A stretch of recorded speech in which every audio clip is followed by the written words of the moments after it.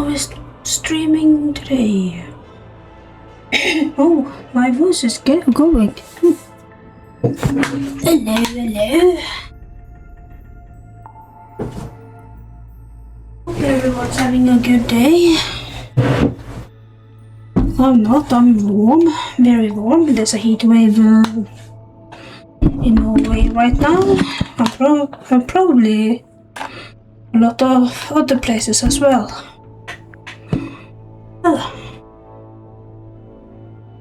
I've been...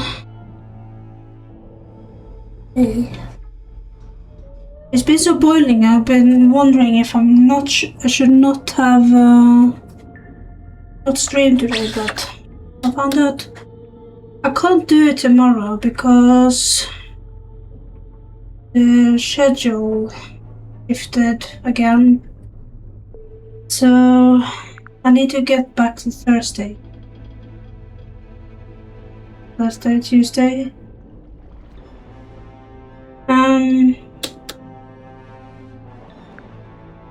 So back to Thursday and Sundays. I'll try to be on point on stream on Thursdays. I'll see how work has been faring. Let's see, I want display. Okay, I want it full screen. Let's start. Oh, 56%.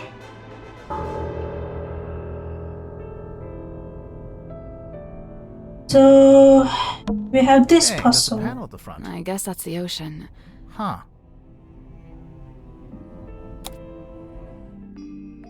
So we have this puzzle to do.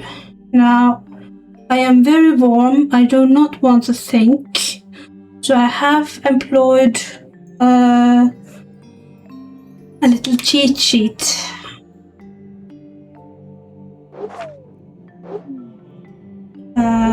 To help me with this. I know it doesn't sound good, but I want to be done with this game. As a matter of fact. You are going well.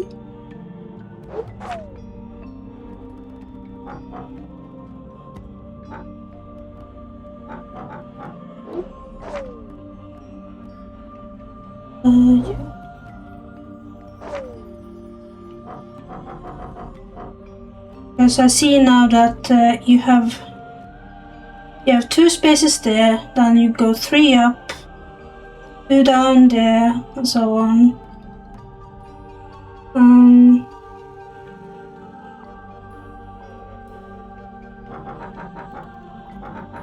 This one goes diagonal up there. Let's see, up 3, 2 down, 2 down there.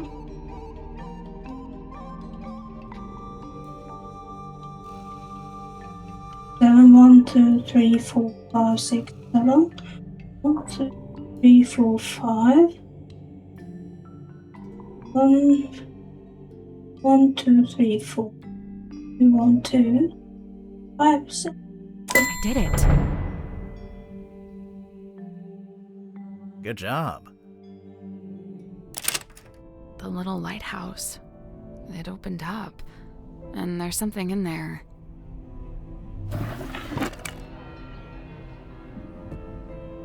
The lighthouse opened up.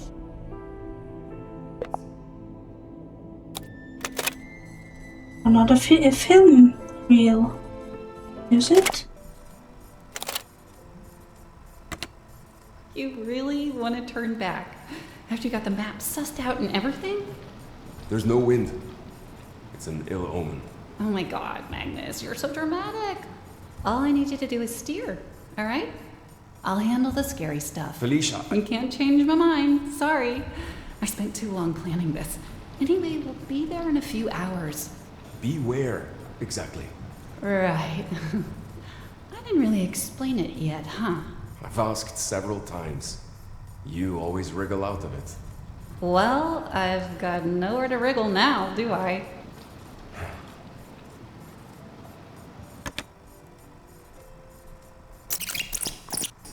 Who's there? Who's peeking behind there? Who large eyes? I wonder who has large eyes.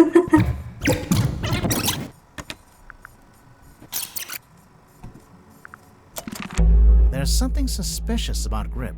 Ah, Let's go talk to him. there's the final clue for him.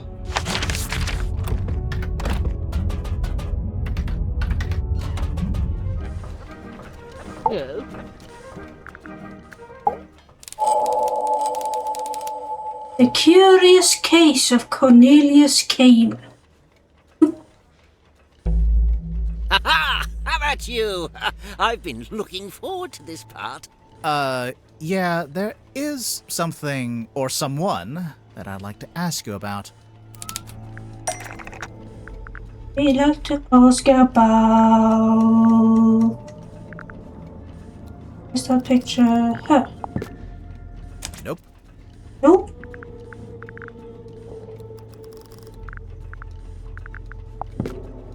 Nope.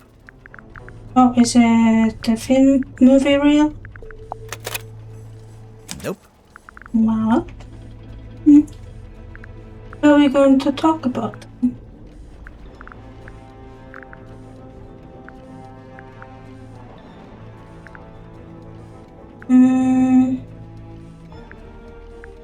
The ocean. Oh.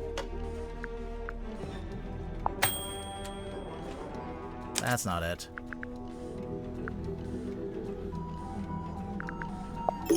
Wooden stick. Cornelius?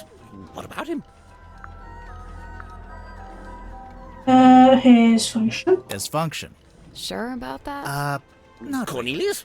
What about him? His appearance. his appearance. I don't think he looks quite like he's supposed to. What a thing to say! You've only just met him! Well, we did have.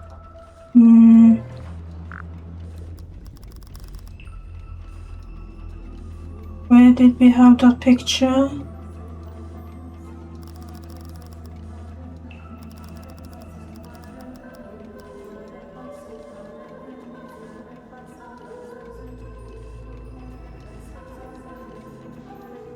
Wasn't there an ad about him?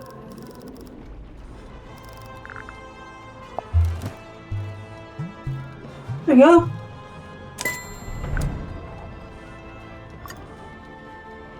Now you mention it, they don't match at all. The one you've got is a different shape, and it's made of wood. This is what you're grilling me about. Well, the two canes look different, though.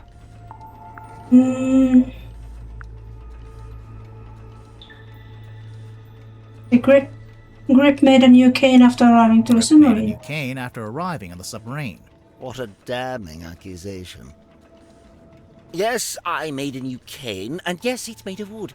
Where are you going with this?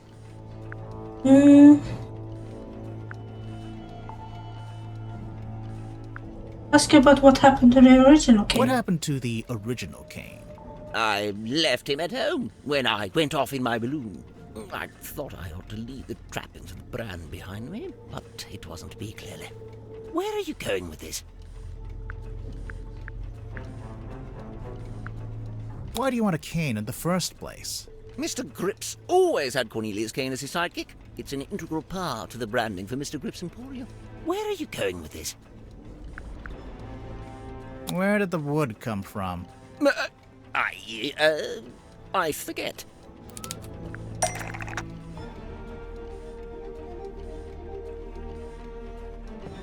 The wood.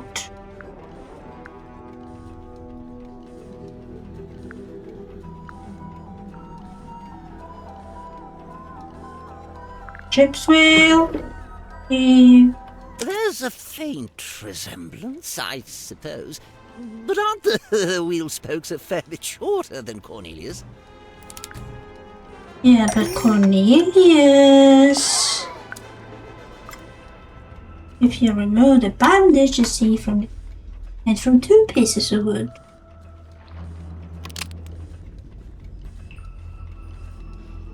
but the two wheel spokes joined together. Remarkable! This is quite the revelation. Oh, wait, you're saying you didn't know the wood came from the wheel? Of course I didn't. Why would I know anything about that?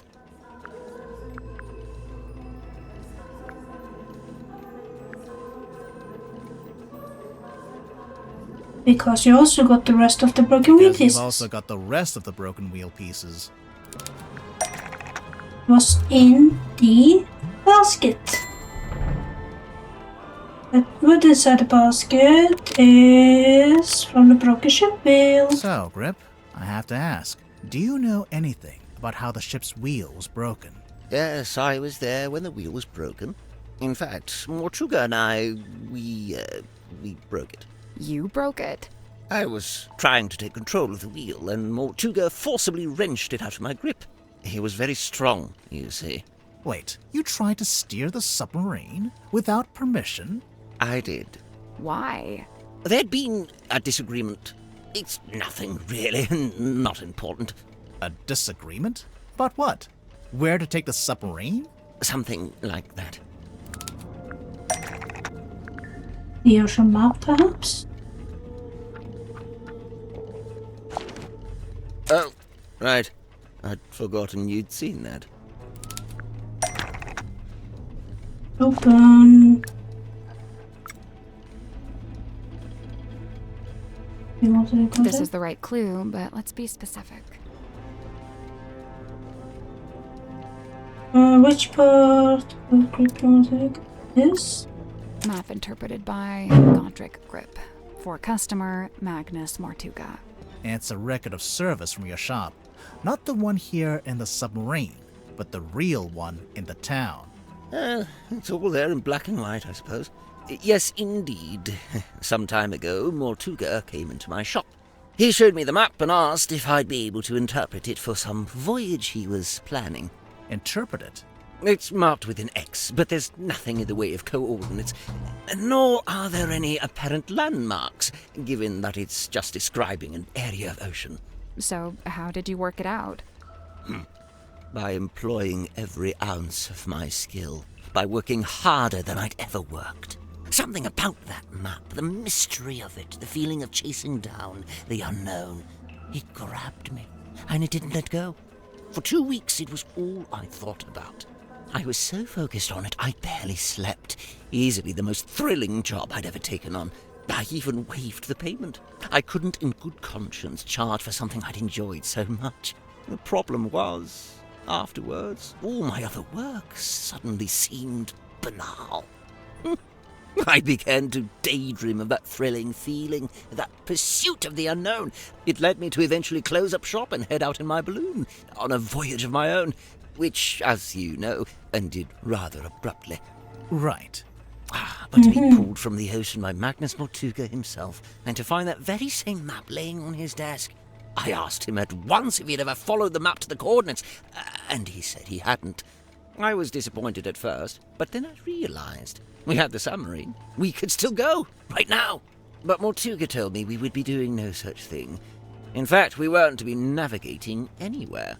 Instead, he seemed insistent in hovering near the Silkworm Coast, like something was keeping him tethered to it. So, you tried steering the submarine yourself. I'd convinced myself it was what Mortuga secretly wanted, even if he was refusing to admit it. I thought a little nudge might be just what he needed, get him out of his comfort zone, you know. But as I've already admitted, it didn't go to plan. Mortuga came into the control room, we briefly fought, the wheel was broken, and that was it. My request denied, I soon found myself opening a new branch of Grip's Emporium right here in the engine room, which, of course, necessitated the construction of a new Cornelius cane. There's one thing I don't understand. If Mortuga didn't intend to use the map, why did he keep it around? I don't suppose we'll ever find out. I think I know. You do? Mm-hmm. There's a good reason why Mortuga didn't want to follow the map.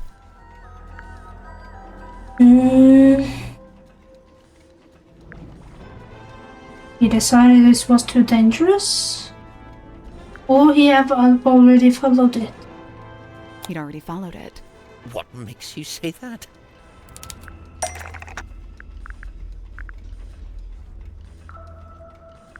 The film projector? want to turn back after you got the map sussed out and everything? There's no wind. It's an ill omen. Oh my god, Magnus, you're... This is a film of Magnus Mortuga and a woman named Felicia Stonetop. They're talking about their plans to follow the map. Remarkable. Wait, was that filmed here on the submarine? No, in fact, it's not a submarine at all.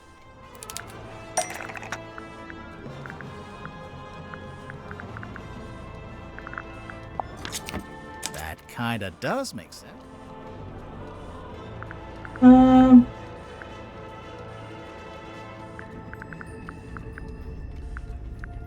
Ship, what ship? Model Town? Nope. Ship of Magnus Mortuga and Felicia Stonetop standing on in the film.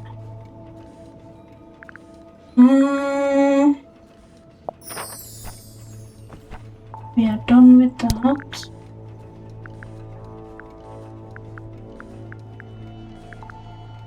Captain Slow, we're done with. Caretaker Drew.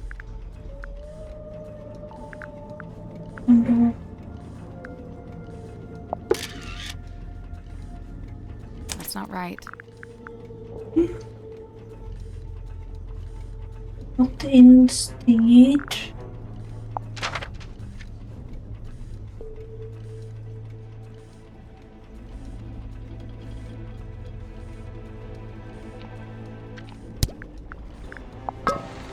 This one? The ship was called the Dearest Selena, but it belonged to Felicia Stonetop. She was the captain and Mortuga was her helmsman. See, he's at the top there, manning the wheel. You know, that's been on his desk since I arrived, and I never once thought to ask him about it. So, okay, we know they intended to follow the map, but do we know if they actually managed it? Good point. Making plans is one thing, but a successful expedition is quite another. I can't be sure, but there was something we found here in the submarine. Something that suggests to me Mortuga actually did reach the center of the map. We have something sort of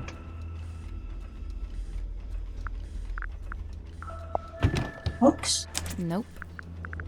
Oh, the iron bell. We'll talk about that in a minute. Okay.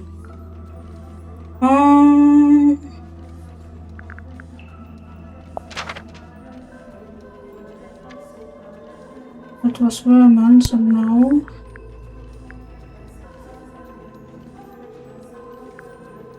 What else would suggest him?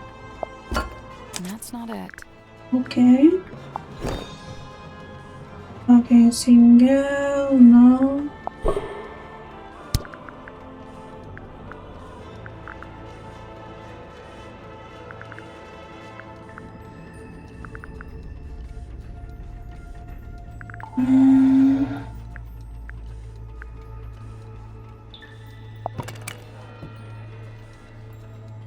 No.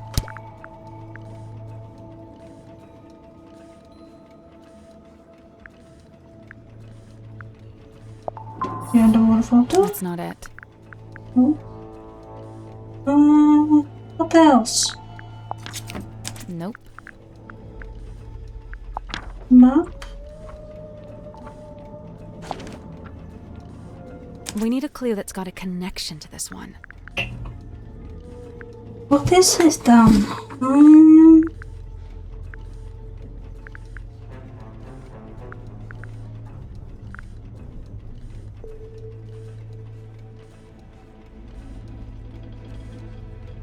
Not a captain's log?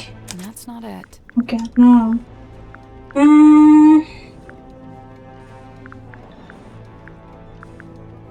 Wooden boil? What's that got to do with it? Oh yeah. Oh yeah, look at that. I think you might be right. But why didn't he just tell me? What did he find in the ocean that was such a big secret? Surely it wasn't just this. It hardly seems like anything at all. Well, buoys are normally put in place to mark a position. The position of something else in the ocean? It has to be. Think about it. If the buoy wasn't attached to anything, then it would have floated away, making the map worthless. So, if they found the boy when they went to the center of the map, It was only because it was attached to something else at the time.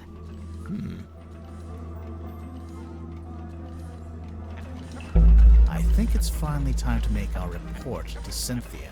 She'll be thrilled. Later.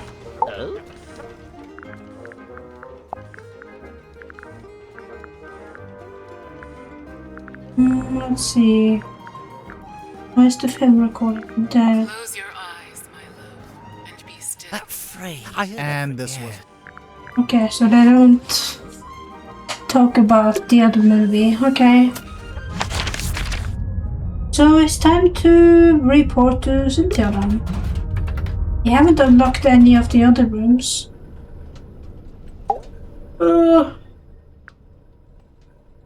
We might have to report them. Hey, do you have a minute? We're, ready to make our report. What's wrong? I appreciate your hard work. Truly. However, I think it's time you left. What? We didn't even tell you what we found. People are starting to accuse each other. I don't like it. So you're giving up? You're not gonna see this through? Sorry, but I just think maybe What? That's just the way it's meant to be? I need to go. Everyone's gathering in the mess hall. I'll resurface the submarine, and you can leave via the foredeck. I guess we'd better go.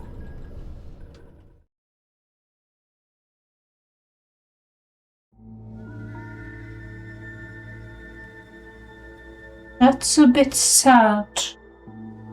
I know she is an inexperienced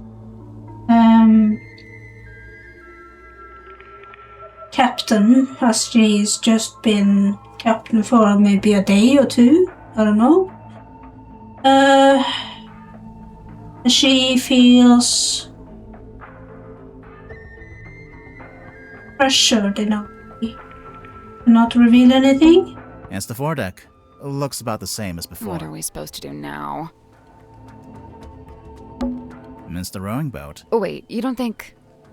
Did Cynthia really think we'd use that boat? Or did she just forget to take the submarine back to town? I don't know. She seemed really off. Did something happen? I think she's just getting scared. Scared of what? Exposing a murderer? Of the truth. Of facing the truth and all the consequences of it. Whatever they end up being. We're not really going to leave, are we? No, we're not done. Not yet.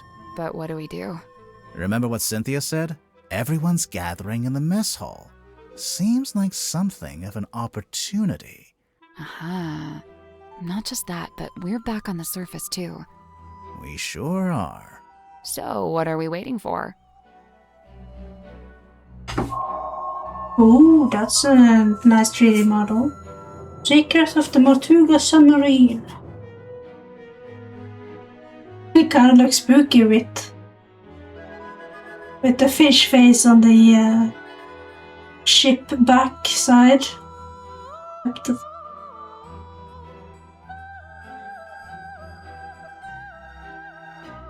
They really have inspired this song from the other game.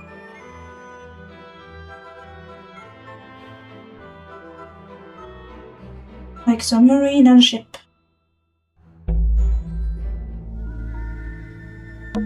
Hey, buddy. Been a while.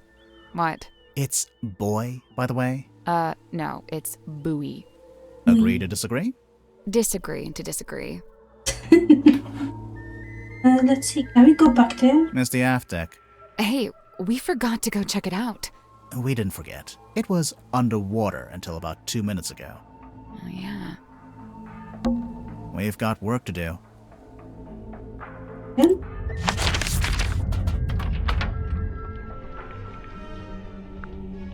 Can we swim before we do anything else? Half deck. Holy... Grimoire, there's a giant wooden woman tied to the back of the submarine. I was wondering if they kept this. I half expected to find it inside the submarine somewhere. but it's too big to fit in the storeroom, I guess. It's the figurehead.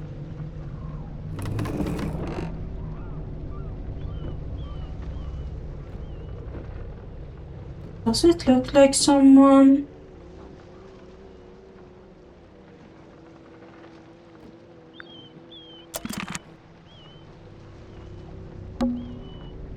Are those?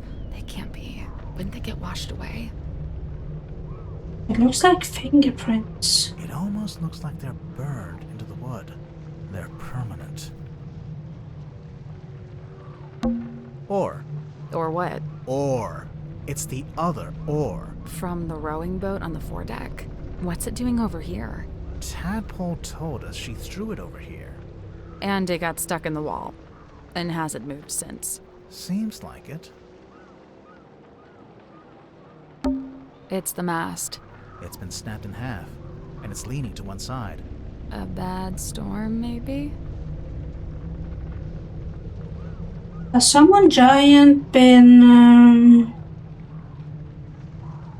doing something here? It's the aft deck. It doesn't Of look... course not. Is there anything else? What's this? I don't know what it's called, but I think that's where you attach the wheel. The ship's wheel? Yeah. Mm, It's the aft deck. It doesn't- Of course not. Is this all that's left of the sail? That's kind of sad. Old rigging. It's kind of slimy. yeah, he gets that when it's on the sea. When it's been diving up and down the sea. It's the aft It deck. doesn't Of look- course not. Okay, so we've been here. The railing's been destroyed here, Something crushed it. Looks like it happened ages ago. and they never repaired it. Is that the sea monster that they pulled off the sea?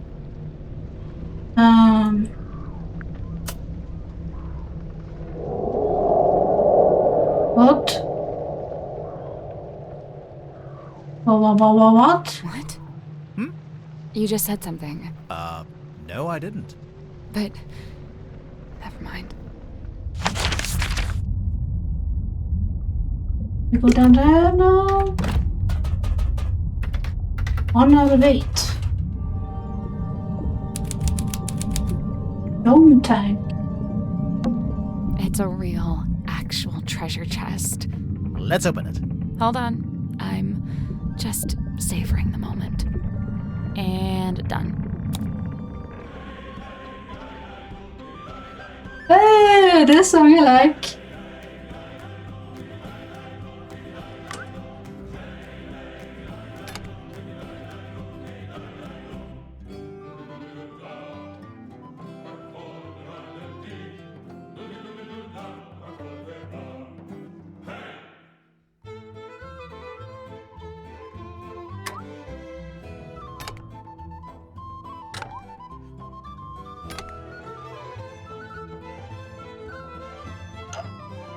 Oh, I see. Okay.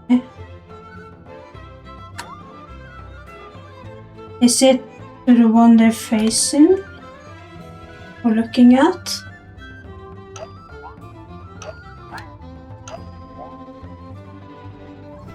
This one looks at the yellow.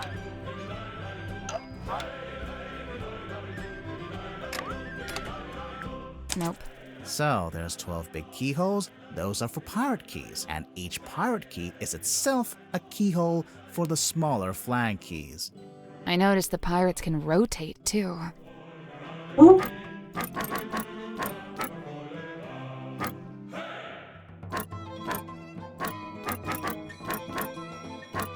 Okay. Oh, glitchy. Is there anything?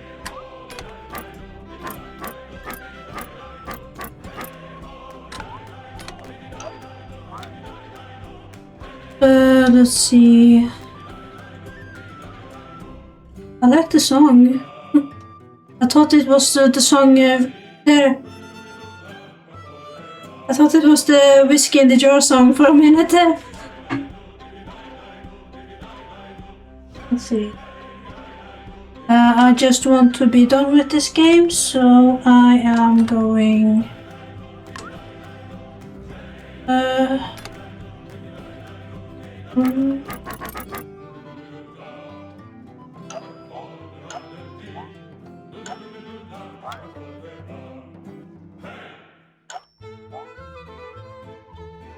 Oops.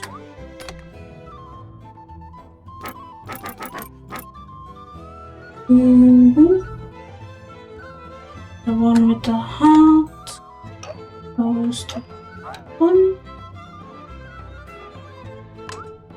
It does.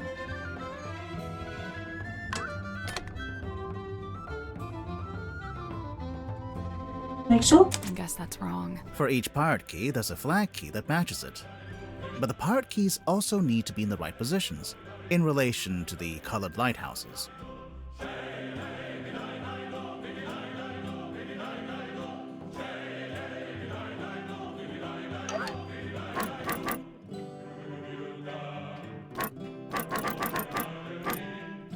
Got it. There we go. Nice work. What's inside? Ouch. What happened? I cut my finger. There's something sharp in there. Treasure! And a body of fish. And shells? I guess it was the coral that's sharp. It's weird. It's like a crystal. What's wrong with you? It's actually treasure. Coins, pearls, gems. Standard treasure. You were hoping for something else? I assumed it'd be something weird, something confusing. Something to turn the case on its head, you know? Let's see what's in here. There's a drain here. That must be how the room fills and empties itself with water. And don't touch that door. It goes right out into the ocean. I doubt you could open it if you wanted to. It's probably pressure locked while the room is drained of water. But if the room was full of water... Then yeah, you could use it to go outside. Yeah, so Deadpool could go out and swim if she wanted to. Rocks, complete with their own barnacles, seaweed, and starfish. I assume they're decorative, but they're real. Anything on It's the ocean floor. Not quite. It's a bunch of sand on the bottom of the dome. Looks like the ocean floor. Rocks. I assume they're decorative, but nothing else said It's the ladder. it wasn't easy to climb down. But it'll be even harder to climb back up. I guess it'd be easier if it was full of water. You know, you could just swim to the top. I'll stick with the ladder. We found out the last puzzle. Wait, what? Oh, we're checking every room. Okay, then we can do that.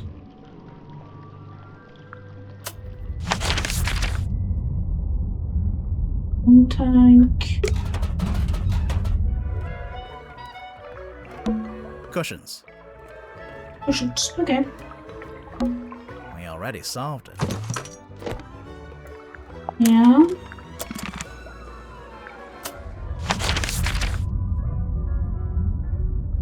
What's the checklist for? Rope tank, craft deck. We go to the Matugas. It's a dressing, Go on. like... Mm-hmm. What's that hanging on the back of the chair? Bandages. There must be a way to get this open. We'll just have to hope we stumble across the answers somewhere else. I wonder if there was something we missed in Mariana's room. You know, the cargo hold? Let's go to the cargo hold then.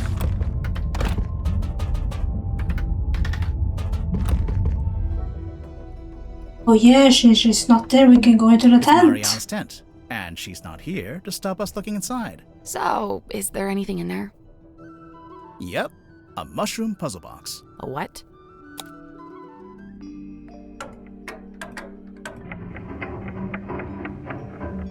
Okay, mushroom puzzle box.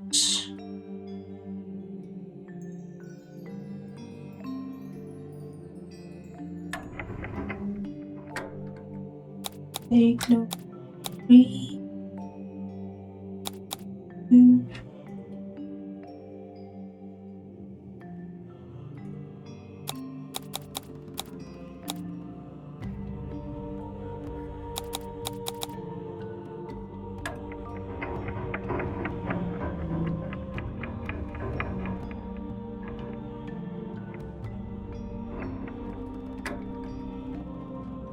Yeah, this is Dayglow 3. Everglow 2. No.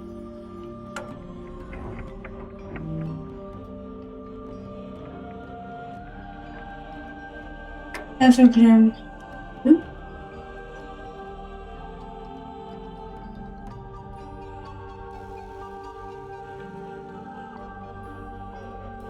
Luminite 4.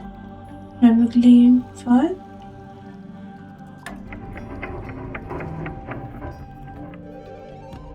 Oh, I see. So we had to count how many. Okay. How many of each? That's the one. Good job. It opened. What's in there? It's a little plastic thing. Oh, wait, I know what this is. It's a tape from Mariana's dictaphone. Okay.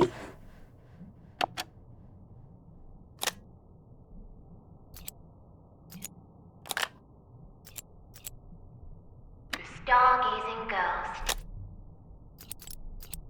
Let's say the first one. Hello, who's this? My name is Magnus Mortuga. Oh, yeah? Just happen to have my number, do you? Listen, buddy. I'm not lying to you. You and I share a mutual acquaintance, and she has informed me of your skill set. I wish to hire you, and I believe I have something I can offer in pay. Just a minute. Does he sounds like he has some Norwegianish?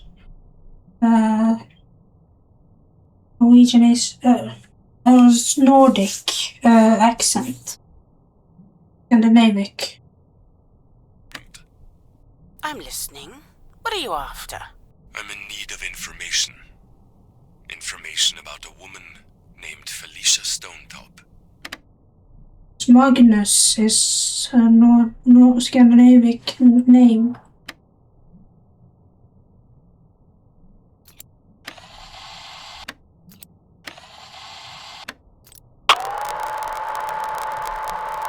I really don't know why you're here. This doesn't concern you. Even if it does, it is wholly unrelated to our unfortunate voyage.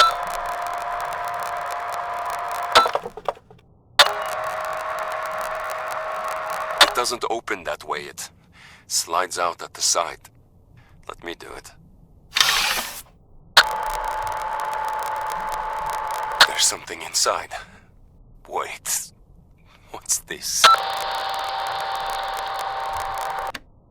You found something. That recording. It's Mortuga opening the black box. It's what Mariana said she recorded while she was in the control room. And just like she said, Mortuga's having a one-sided conversation. I think it's missing half the audio. If only we could hear the whole thing. Even as it is, I'd say this is a pretty important discovery. Oh? We finally know how to open the black box. Do we? Yep. It's no wonder we couldn't get the lid open. Let's go open the box. What's in the box? What's in the box? Maybe there is a way to open it after all. It was to the side, isn't it? It slides out at the side. Let me do it.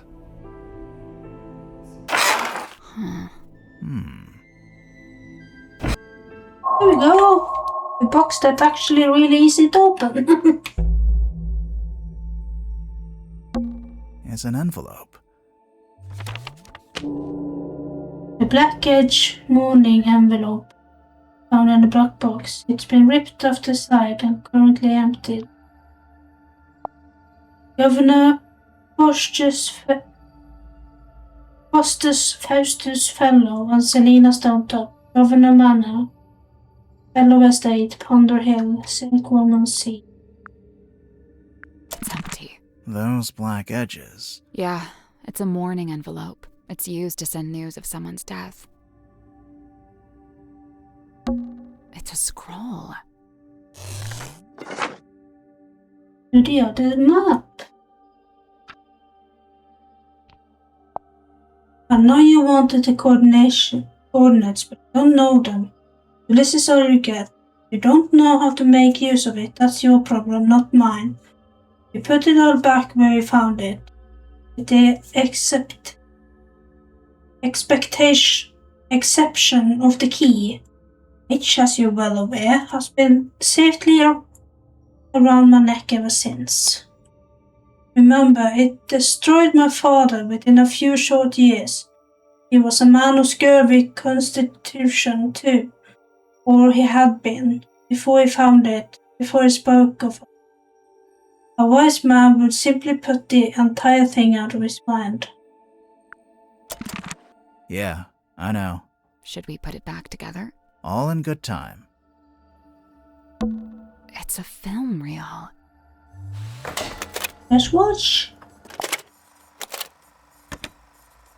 The rain is incessant, but it's oddly localized, like a local biome. Fluid. What I believe to be amniotic fluid is being diluted. I'm curious to see what happens. We believe it was born here long ago. How long, I cannot say. We found traces of its pilgrimage to the south. It's barren for some miles until, of course, you near the coast. Follow the line and you'd come to a small settlement known as Silkworm. It may be endangered, or it may hold a position of insight. I'm not sure. I'd like to suggest one of you travel there and find out. Faustus, I thought perhaps this might interest you in particular. Ask for a man named Solomon Stonetop.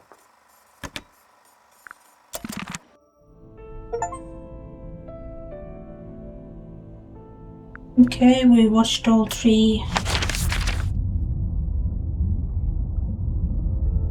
So now we can go to the control room and try to see what's on the... Now Cynthia's not here, we can finally take a closer look at that jacket. We could, but it's still locked behind glass. There must be some way to get at it. Well, there's an electronic panel over here. Some kind of switch, maybe?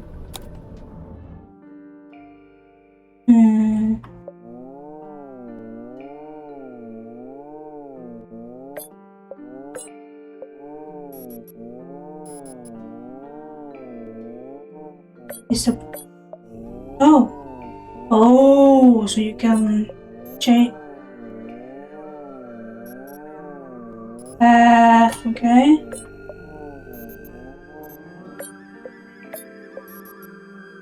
Like so.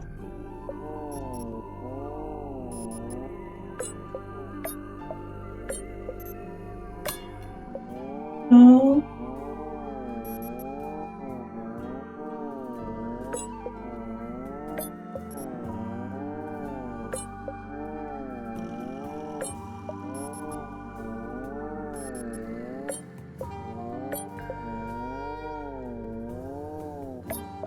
I like the sound it makes.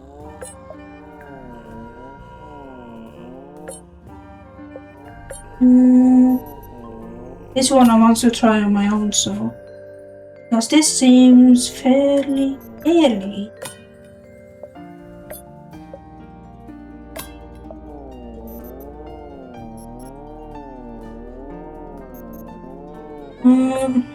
Okay.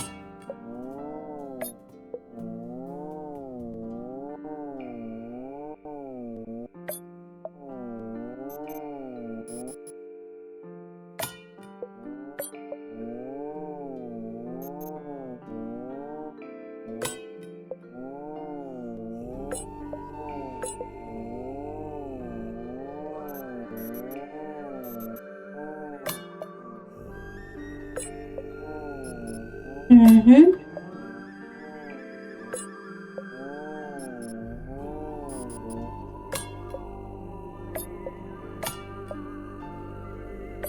Like so.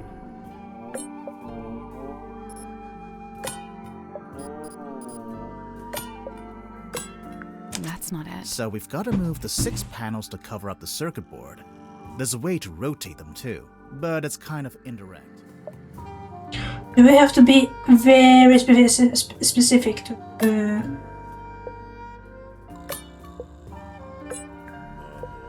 be very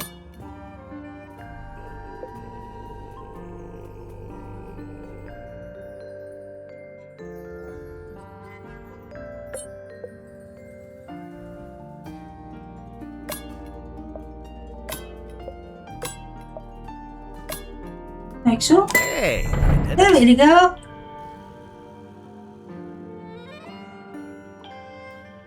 I'm impressed. I've been dying to check in the pockets of this thing. Oh, Hey, there's something bulky in here. Ooh, it's a radio. It's just like that one we found in the captain's cabin. Well, almost. Oh, it's the mother and daughter.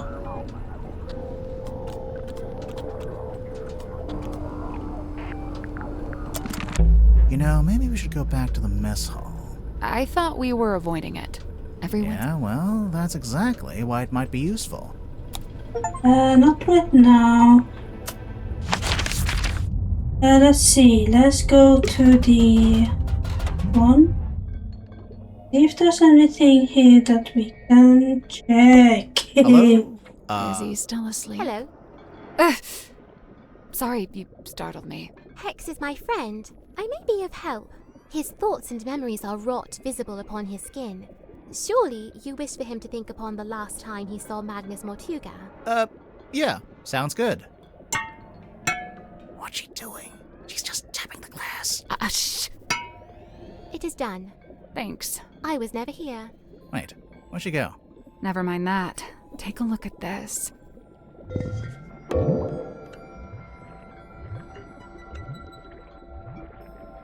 Oh, it's the bell. Mortuga in the bell.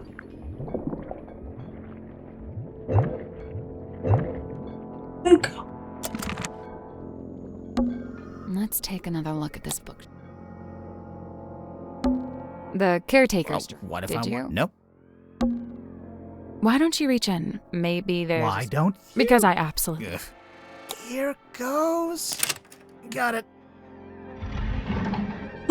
It's a secret room. The bookcase moved. It was a secret door. Sally, you must be thrilled. My secret door quota is well on the way to being met.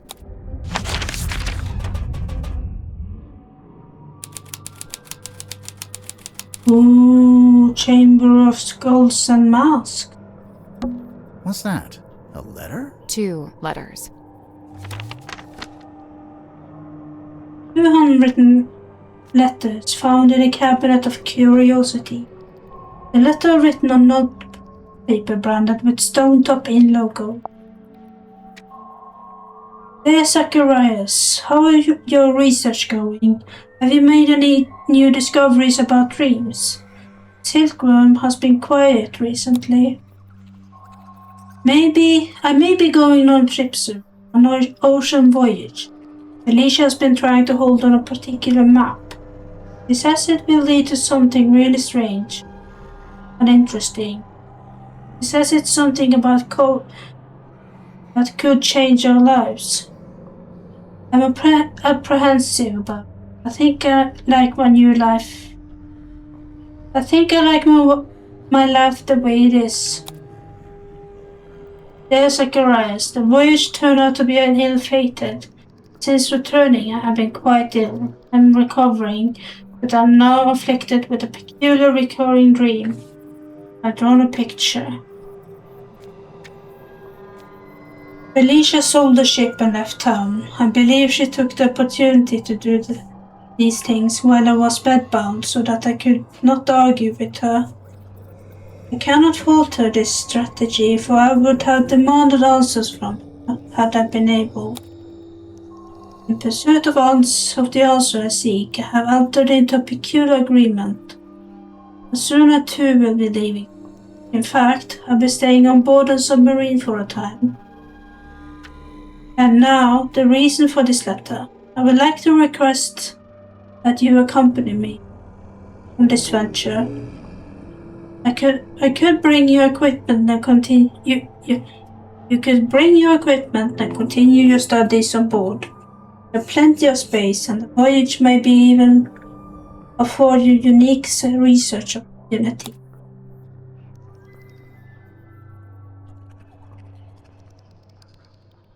If you are willing, return to Silkworm as soon as possible.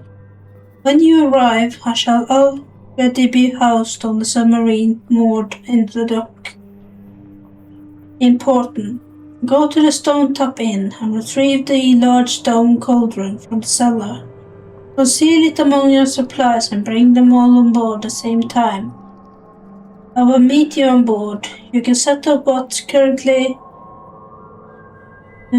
currently the infirmary, and I shall take the cauldron from you a little later on.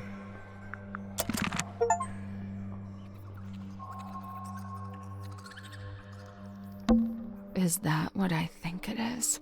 I want to take a closer look at it, but it's locked behind glass. There's a bunch of little skulls down here.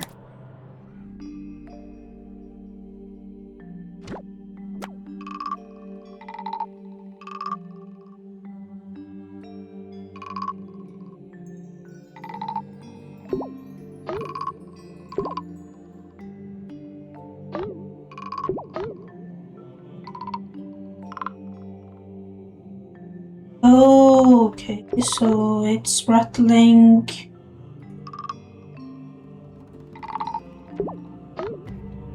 And we have to put him... Hopefully it's the right...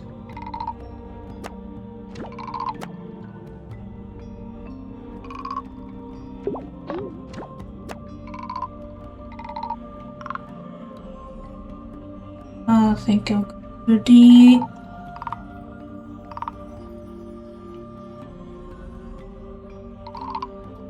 So this one is correct. And the jaw was correct. But the nose and the horns not correct. So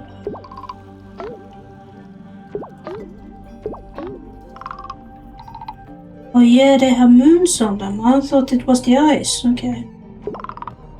So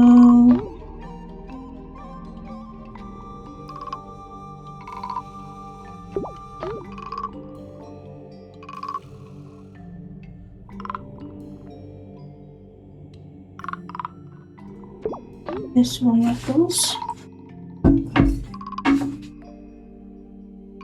Horns. You have eyes and horns. You have jaw and horns. You have nose and horns. Okay.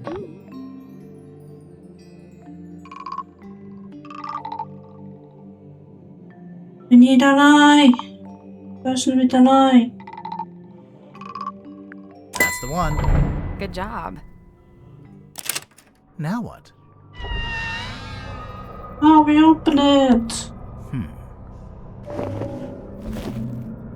A strange leather mask known as the Mermaid's tongue. It was found in a cabinet. Curiosity. This looks like one of those metal masks they used to make prisoners wear. When did they do that? You know, the olden times. Right. I don't know what this is, but I can't seem to look away. Sally. Hmm? You are getting hypnotized. Really? Cool. Oddities. Knickknacks. Doodads. Assorted anomalous artifacts. Nice. Is it a mask? I'm not sure, but if you laid it down flat, you could use it as a sundial. Yeah, good. No such funny thing. Hey, it's a crystal ball. On a normal day, that'd be worth a look. But I think we've already hit our crystal ball capacity. Oh shoot, I want to look at the crystal ball. Let's see. It's an armillary sphere. Usually the rings are set around the Earth or the Sun, but this one has a little clawed foot in the center. I don't have the mental capacity to consider the implications of that. Neither do I. Hang on. Is that... Yeah, it's Boggy. The swamp monster from Boggy's Bog. Don't panic, it's just a wax model. We can't seem to get away from this guy. Oddities. Knickknacks. Doodads. Assorted. Nice. Dr. Zephyr's Cabinet of... It's not a cabinet. It's a whole dang room. Well, almost. It's more like a walk-in pantry. A walk-in pantry is a room. Let's see. Let's go in here to see what else is to find. Anything in the It's a punching sandbag? bag. Looks like it's been recently What? Is there A bed. a It's neat as a pin. A bed. It's a mess. nothing to see here, I guess. So, 2 more rooms. We can go check this room.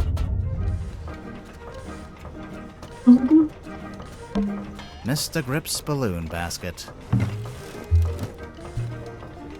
Okay, there's nothing else here.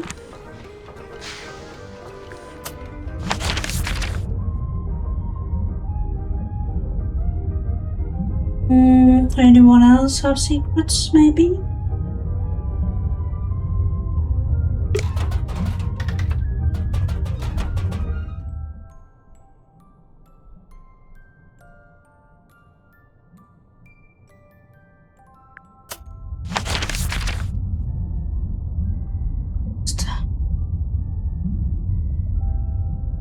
Deck. Which one else? Something in the cabin? We forgot. It's a treasure chest. Someone's... Hello? Yeah, it was the radio. Okay, let's check this one. Maybe it's time we took another look at this iron bell. So, we've been calling it a bell this whole time. It's not a bell It's at not all. a bell at all. It's a mechanism that connects to another clue.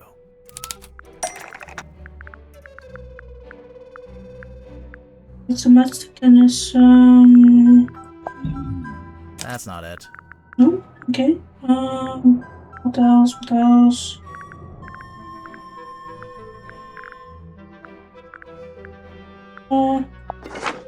That's not it. Iron bell is a mechanism that slots into another clue from above. Yeah, it's the boy.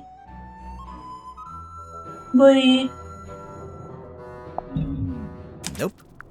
Okay.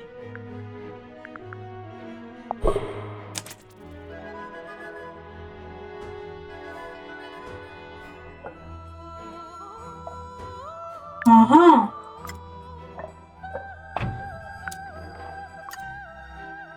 The hanging parts slots into the shape of the lid. Lock or unlock the cauldron. The hanging part slots into the shape on the lid to lock or unlock the cauldron. If the bell attaches onto the top of the cauldron, then it must be possible to move it down into the room below, into the illusion theater. What are you suggesting? We carry it along the hallway, down the ladder, along another hallway? No, there's gotta be some simple way to do it. Yeah, let's take another look at this room. Should we move the table? I'll let you do that. Should we move the rug? Me again, huh? Should we move the lid? I can take this one. Wow, thanks. Make him do the heavy lifting. It's open. Looks like it's exactly the right size for the bell to go through. So what now? Do we just turn the rope winch ourselves? I guess we could, but it's probably easier if we use the handle. I don't see a handle. That's because it's not in this room. Ah. The handle is...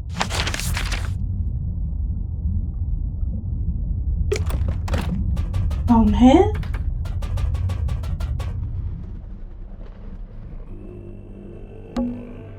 You don't want to take another look in here? I do. But let's finish the checklist first. You don't want to take I do. But let's finish... Okay, so is the handle up here?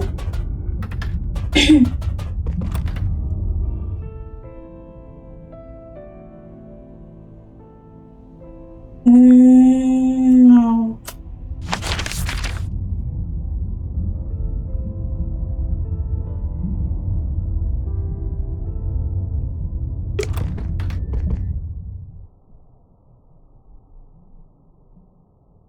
The rope leads up there.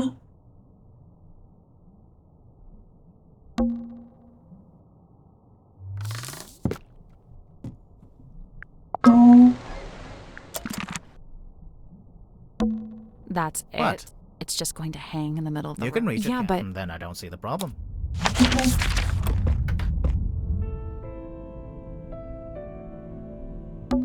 Candles. They're caked in dust. a lantern. It's been a while since it was lit. A lantern. It's been a while since it was lit. It's an umbrella. It's falling apart.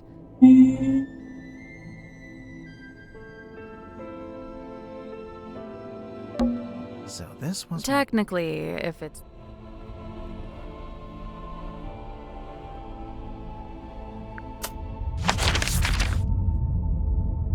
Is the handle down in a bilge?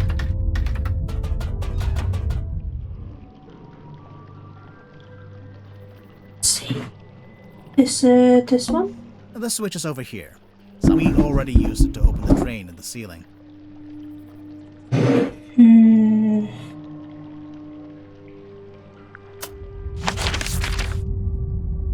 Control room.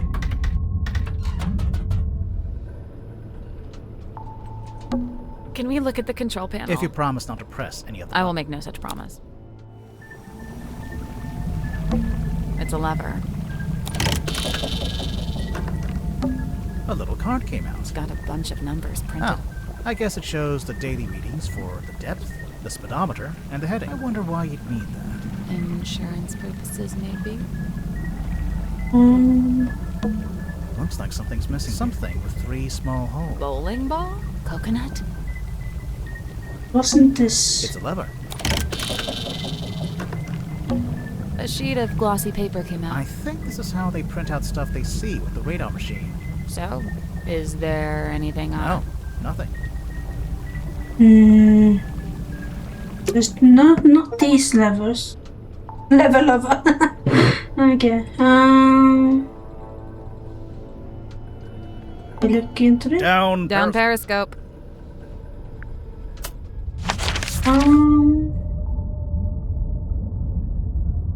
Lever. Are you...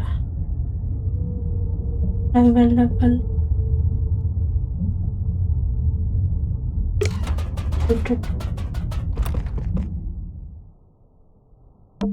So, what now? Do we just... I guess we could. But it's probably easier if we use the handle. I don't see a handle. That's because it's not in this room. Ah. A handle.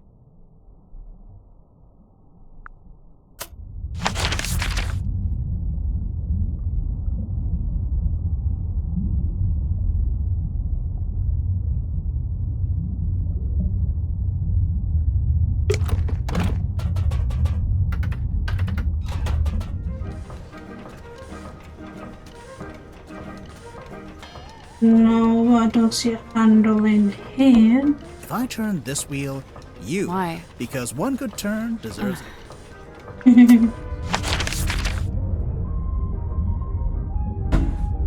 Where's the handle?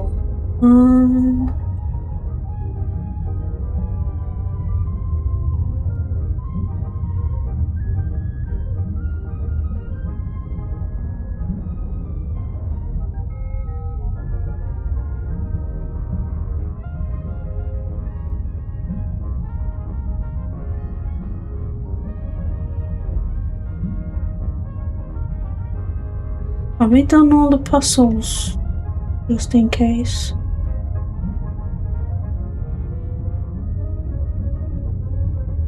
Apparently we have done them all, okay. But there's one room we haven't checked. I don't want to go in there. So let's see.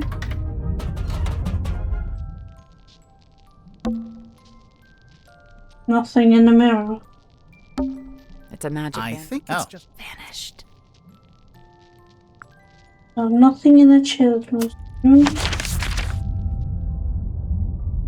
Up here? Won't be.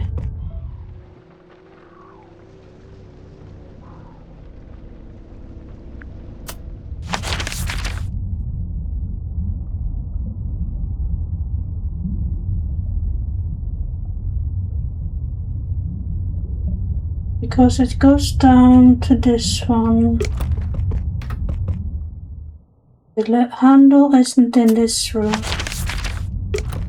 Is it down here? Just to see.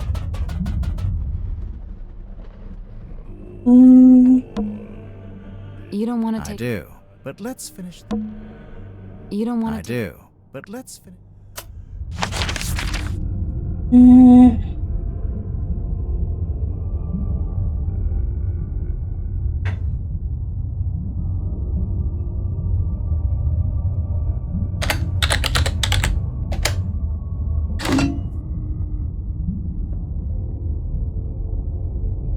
Yeah, I might have to search it up because I can't.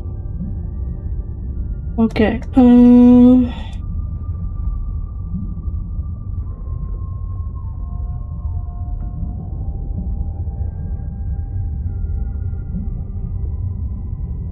The wayward navigator.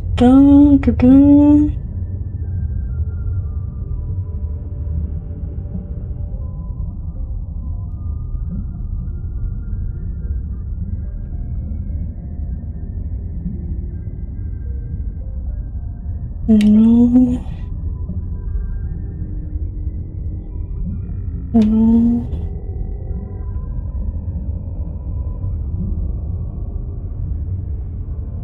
Let's see.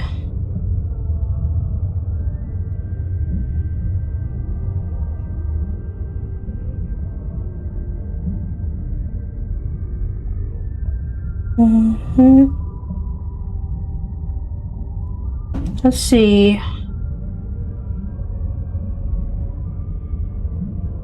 Oh. It must be here. You don't want to take. I do, but let's finish.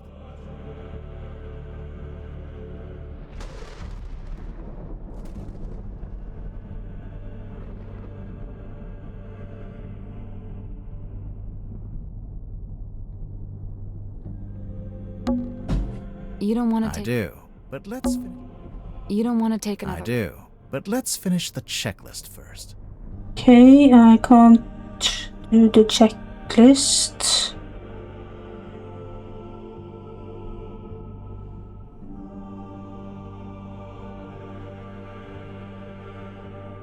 Okay,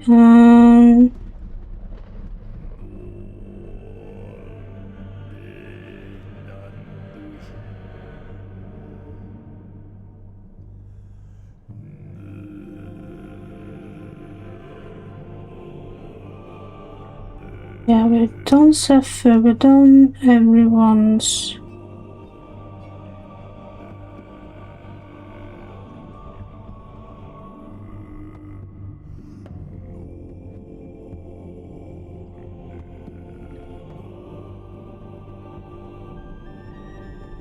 Let's see.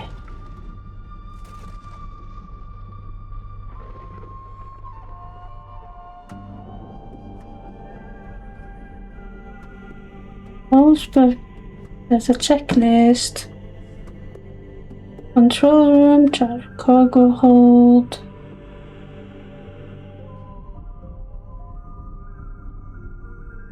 Black box, airlock, grotto, aft deck, dream chamber. We have done the control room, done the black box, iron bowl.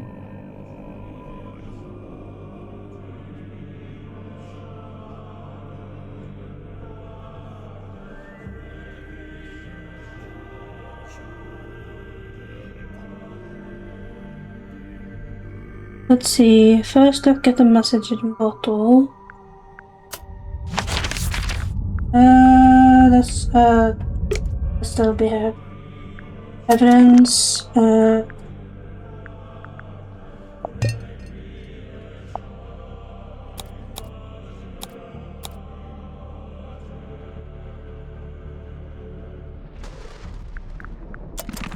let's see, let's go to the airlock grotto.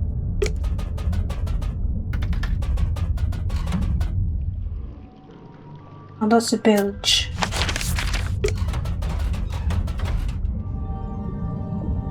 This is a dome tank. Oh, that's a airlock grotto.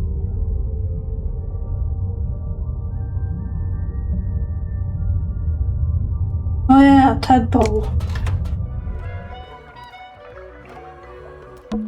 Well, Tadpole's not here. Thus, you're free to start breaking her belongings.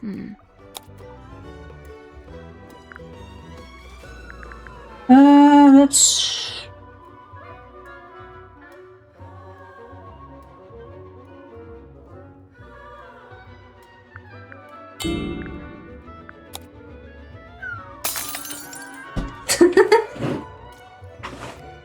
Okay. So... Now we can finally take a proper look at this. Yay. Read. A small room within the bowels of the ship. Open forest. It is understood that RTA commissioned Mr. Donovan Drummond to construct the Tortuga submarine, combining parts from other two vessels. RTA claims to have paid for this transaction alone, and thus was the legal owner of the Tortuga submarine by the name. However, one Cynthia Seafoam has now provided evidence on how exactly Mr. Drummond was paid. It transpires that Mr. Drummond was paid with the deeds to the Stone Top Inn, which belongs to solely to Party B and the transaction. Well, that looked familiar. It's a secret third page of the command contract. Secret second page, technically. Oh. Is that everything? Nearly. There's one more room we need to revisit. Illusion Theater. Now we can... Well, here we are. One last time. There must be some way to get the iron bell to lower onto the cauldron. That poster. It's taped to a pipe on the wall. The pipe looks a little loose. Do you think it's supposed to move? Hang on. Let's shut the cauldron first, just in case. We'd better shut it. That post taped to a pipe on the pipe looks a little loose. Do you think... Ooh, is that the lever? That is clever.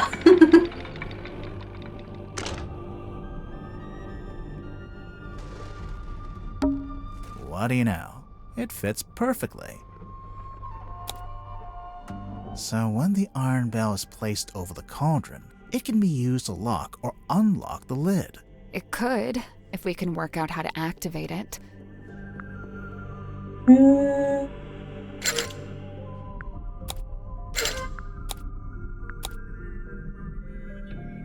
I can't quite reach both handles at the same time. Maybe if my arms were a little longer. You know, you don't have to stand there with your face pressed into it. I'm not. Because there's two of us. We can take one handle each. Oh, right.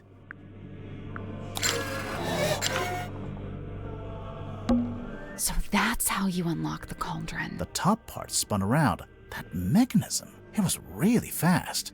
But there's something in particular I think we should take a look at.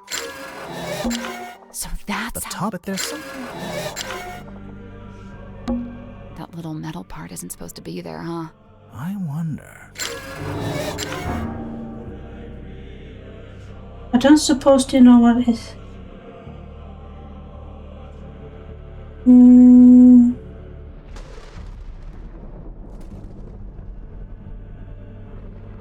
Food socket?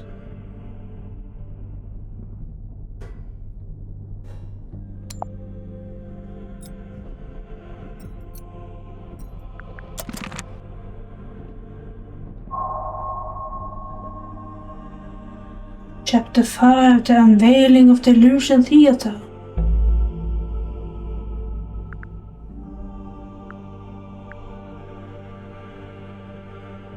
A murderer. Let's put this together, shall we? Go ahead. So, Mortuga opened the cauldron in order to take something out of it. And that's when he was killed. Okay, but how was he killed?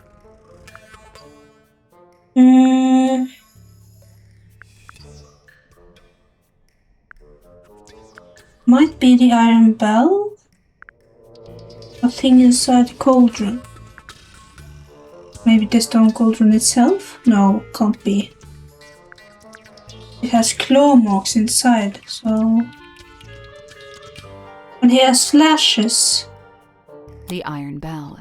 We know that the cauldron lid is unlocked by that screwdriver kind of thing on the iron bell. And so, if Mortuga wanted to unlock the cauldron, he'd first have to lower the bell into this room, like we just did. You know, we've actually got evidence for this. First-hand evidence, no less.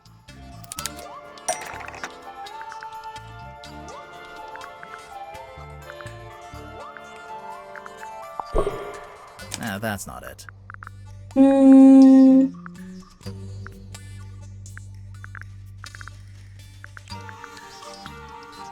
Something or someone showed us a vision of Mortuga and the iron bell. Okay, that was the Hex bottle. Hex had a memory of seeing Mortuga through the window of the Illusion Theater. Oh yeah, look at that. The dark shape that lowers down in front of Mortuga. That's the iron bell. Must be. But then to actually unlock the cauldron, you have to turn the handles on both sides of the bell. Yeah, well, we just did that too. It was easy. I mean, sure, if you've got two people taking one handle each, but how did Mortuga do it?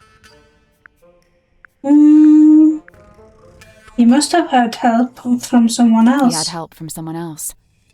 Kidding, obviously. Now for the actual answer. Then to actually unlock the cauldron, you have to turn the handles on both sides of the bell. Yeah, well, we just did that too. It was easy. I mean, sure, if you've got two people taking one handle each, but how did Mortuga do it? Had a special tool? He used a special tool. Wait, really? You know what? Let's try that again. But then to sure. But how did Mortuga do it? He did it by himself? You think? I'm pretty sure, yeah. There's even a record of him trying to do this once before. Is there? What kind of record? Felicia Stonetop's diary. From their time on the Dearest Selena. Magnus put his arms around it to turn the things. He can just about reach, but I told him not to do it like that. Might not be safe, since we don't know exactly what'll happen. So I said we could do it together, one each. So Mortuga could do it by himself, but only just. Right, only just. In order to reach both sides, he had to place his body directly up against the bell, just like you were trying to do before I told you not to. And that's what got him killed?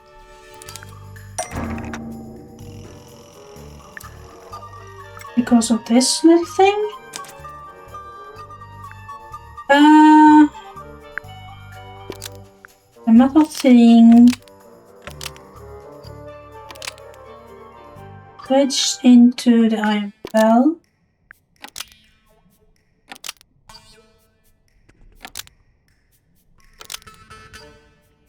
Kill Mortuga? A metal thing was wedged into the iron bell to kill Mortuga when it fell down. Almost. Maybe just change one. Was designed to fit into it? A metal thing was designed to fit into the iron bell to kill Mortuga when it fell down. That's not right.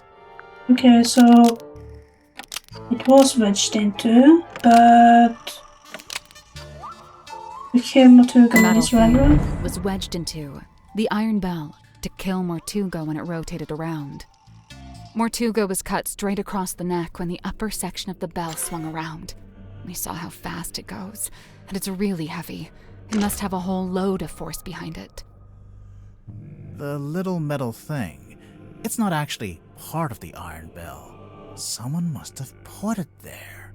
Right, the culprit, presumably, knowing it would kill Mortuga if and when he tried to unlock the cauldron. Only it's, kinda small. Even if you did press up against the bell, I'm not sure it's long enough or sharp enough to cut you.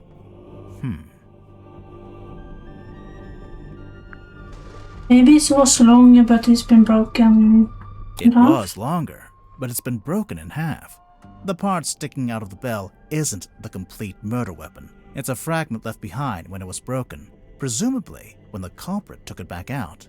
A fragment of what? A knife?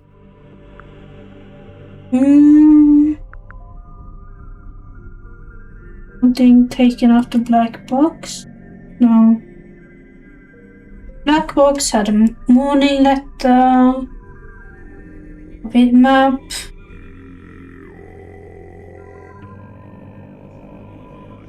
Was it a part of the map? Something taken out of the black box. Black box. Open.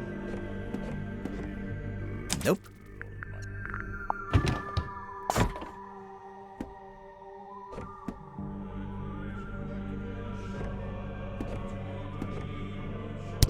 Let's see. The ocean map. That's not it. But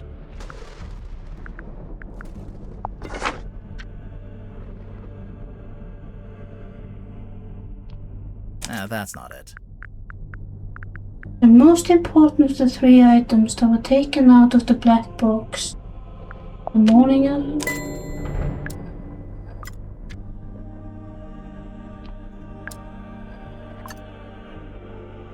the envelope. This is the correct clue, but we need to... The vaccine. Scissors? The envelope's empty now, but there's an imprint of what was in there when Mortuga first opened the box. It's pretty clear. You can see exactly what shape it is. Okay, but what is it? I missed that And before. why was it in that envelope? You can pretty sure clearly see a pair of A scissors. pair of scissors. Really? The envelope's empty now. It's pretty clear. You can see exactly... Okay, but what is it? And why was it in that envelope? How can you be sure it's not a pair of scissors? Is it a knife then? A knife. It's pretty clear. Okay, but what is it? And How why can was it in that be a envelope? necklace?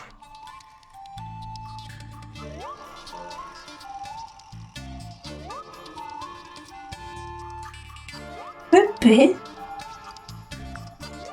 A necklace. Ah, This is the correct clue, but we need to choose the right part. It once belonged to Felicia Stonetop. She's wearing it in the painting. I'm pretty sure she is, anyway. I don't know. It doesn't show the necklace very clearly. It's half hidden in her dress.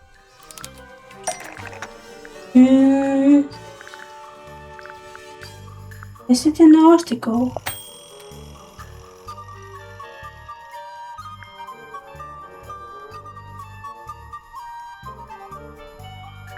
Well, that's not right.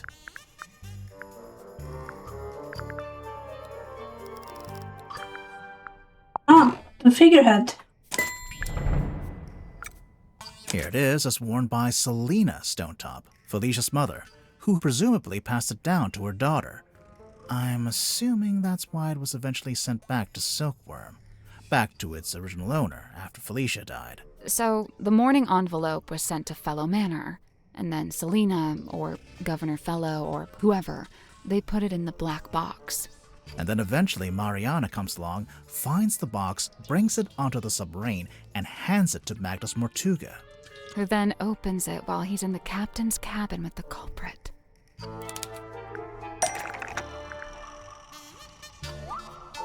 That was the pipe. This is the right clue, but let's be specific. You have to.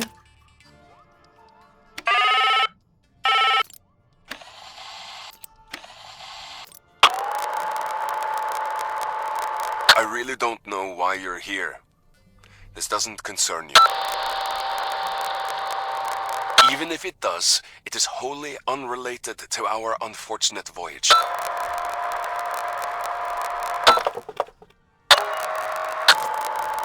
I really don't know why you're here. This doesn't concern you. Even if it does, it is wholly unrelated to our unfortunate voyage. It doesn't open that way, it slides out at the side. Let me do it. There's something inside. Wait. What's this? But what happened next? Well, we know Mortuga didn't stay too long in the captain's cabin, since Mariana told us he came back into the control room. So, maybe Mortuga left the culprit in the cabin with a necklace? And that's when they could have wedged it into the side of the iron bell, so that if Mortuga attempted to unlock the cauldron by himself, it would be the last thing he ever did. Okay, so we found a murderer, but what is about a thief? There's something I don't understand. What? Mortuga opened the cauldron in order to take something out, and that's when he was killed. Right. So why was the cauldron empty? The culprit stole the cauldron of the cauldron?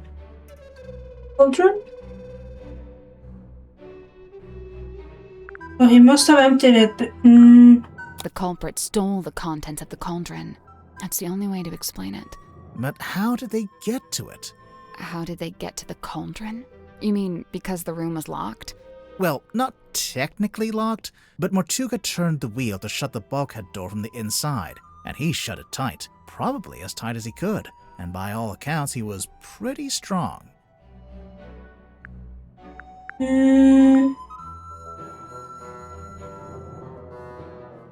Culprit didn't need to use the bulkhead door. The culprit didn't need to use that door. Because of... They came in via the captain's cabin. You know, through the hole in the floor. Surely Mortuga would have made sure nobody could get into the captain's cabin. How?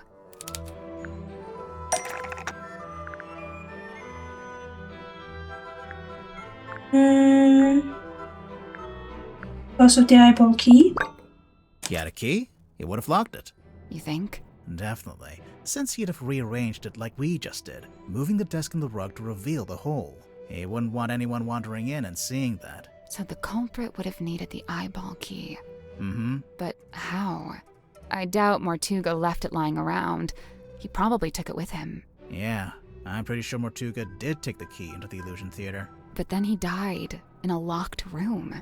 So how did someone else get hold of it?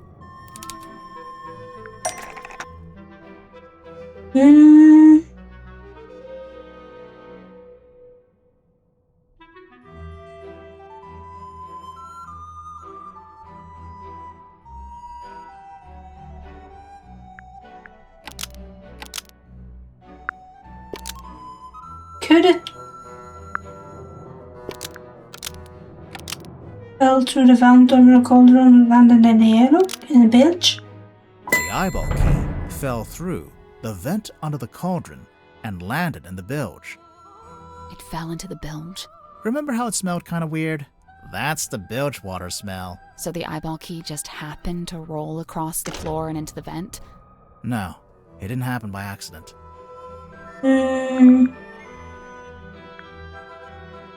The culprit tilted the submarine because the submarine had... The culprit tilted the submarine. We have the captain's log for that. We'll get to that later.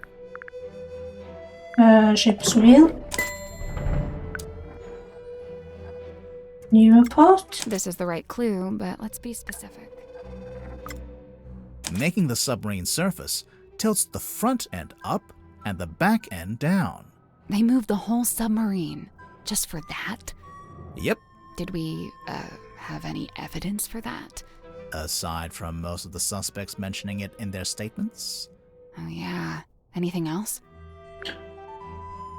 Clue found in the control room. Clue found in the control room. Was the captain's log? This is the correct clue, but we need to choose the right. Open. This is the right clue, but let's be specific. Read this A one. log card from the day of the murder. It shows the depth of the submarine. It starts at 0. That's when it surfaced. Presumably that's when Mariana came on board. It steadily goes down, but then later it suddenly goes back up again. Anything else? The phenomenon observed. Phenomenon observed at the crime scene.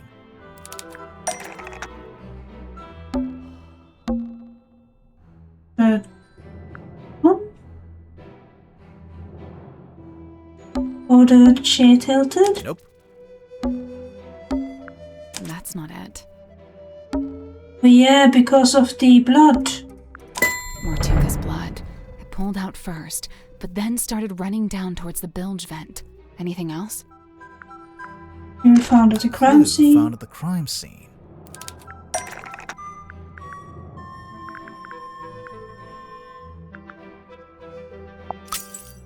The moon vial.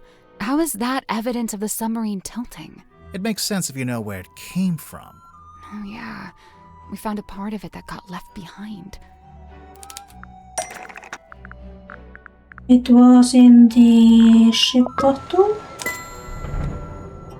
Bit. Last dropper. So the moon vial rolled right off Mortuga's desk and through the hole in the floor. Once the culprit had the key, they could let themselves into the captain's cabin, which, as we know, gave them access to the crime scene from above. They climbed down the rope, through the hole, and into this room, where they were free to take the content of the cauldron for themselves. Although, to get out, they'd need to climb back up the bell rope, meaning they'd have to leave the illusion theater with the iron bell still lowered onto the cauldron. Right, well, I figured they just turned the rope winch manually. I'm sure you could, even if it's not how you're supposed to do it. And after that, all they had to do was cover the hole back up with a rug in the desk. And lock the captain's cabin on their way out. It's about time we went to speak with everyone else. Mess hall? Let's go. Woohoo, we're getting close. Where did everyone go? Wait, do you hear that? I can hear them arguing. I think they're above us. In the parlor? What's going on? Last time involving safe. Look, I know this isn't ideal, but this is just how it needs to be until we can... Cynthia, you have visitors? Hi. Hey. We're back. What's going on? Cynthia's decided to lock us in. I've just locked the foredeck access, just for the time being.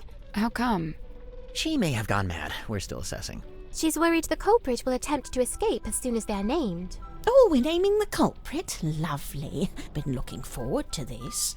We're still doing that? I thought Cynthia fired the detective dudes. She didn't fire us. On the contrary, we've been pretty busy. Oh? Doing what? What else? Solving the mystery. Okay. Chapter 6, The Murder of Magnus Mortuga.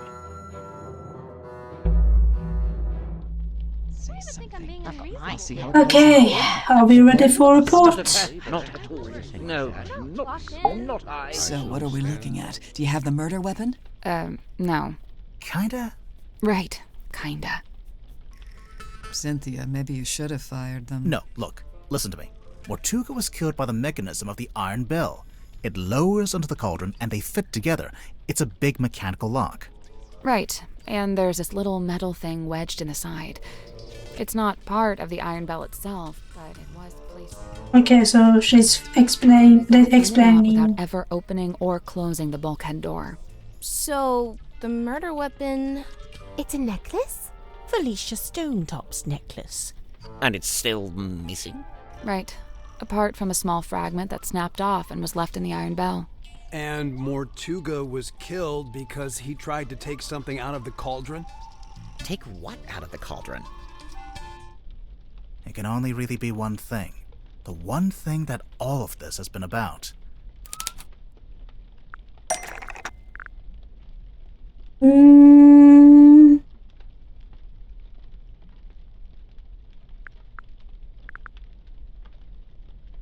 Yes. Oh, I'm scared to make it wrong, but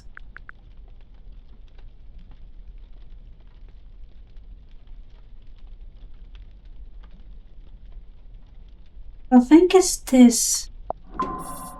That's not it. Oh, okay. Contract? No.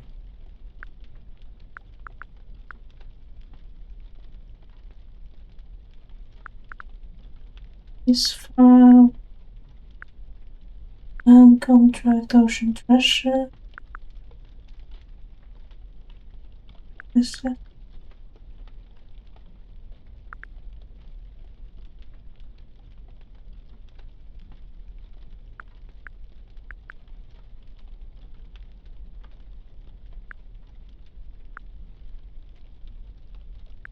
Because that one came down from there. Mermaid's tongue? The mermaid's tongue.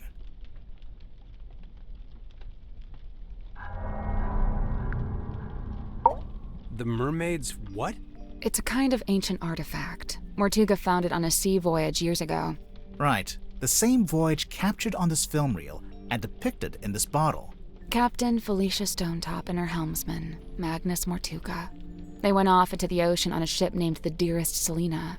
And came back with a mermaid's tongue. And that's what Mortuga kept in the cauldron? But it was empty. It's been empty since we discovered the murder. Quite right. If this mermaid's tongue came out of the cauldron, where's it been this whole time? Well, we found it in Dr. Zephyr's cabinet of curiosity. Did you? Fascinating. But what is it? What does it do? Based on the caretaker's journal, open.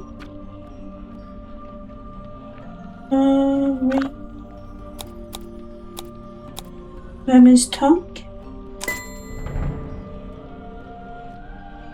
Said to facilitate communication, but she who lies beyond the veil. The mermaid's tongue, said to facilitate communication with she who lies beyond the veil. Requires a special key to operate. Huh. A key? What kind of key? Wait, facilitate communication? What does that actually mean? It's a translator. When worn over one's head, the mermaid's tongue allows you to commune with the mermaid. Thus the name tongue, referring not to an appendage, but to the language spoken by the mermaid. How nice. Anyone gonna tell me who the mermaid is, or...?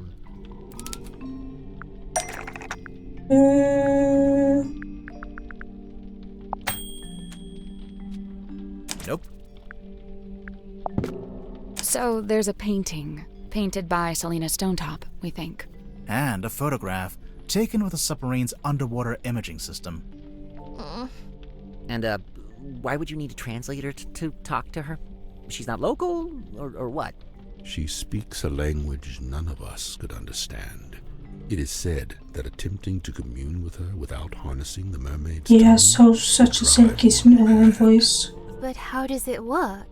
Nobody knows. Nice. Convenient. It is a powerful and priceless artifact. Oh, it's powerful, all right. Look what it's doing to all of you. I don't know, guys. I'm not sure if I'm buying into this thing. Kinda just looks like some grody old leather mask.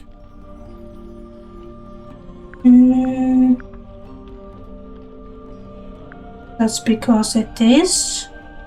That's because it is. Let's look Kinda at this just again. looks like some grody old leather mask. It's fake. That's because it's a fake. I don't know. Yeah, maybe that's not Kinda it. just looks like some grody That's old... because it's not complete. Oh yeah, I needed the eyes. This image here, it's a photograph of a drawing. A cropped photograph, too. The good news is, we've got the real thing.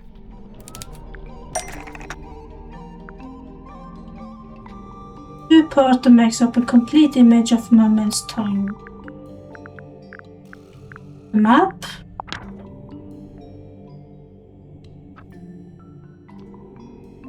Open. The other map, which is this.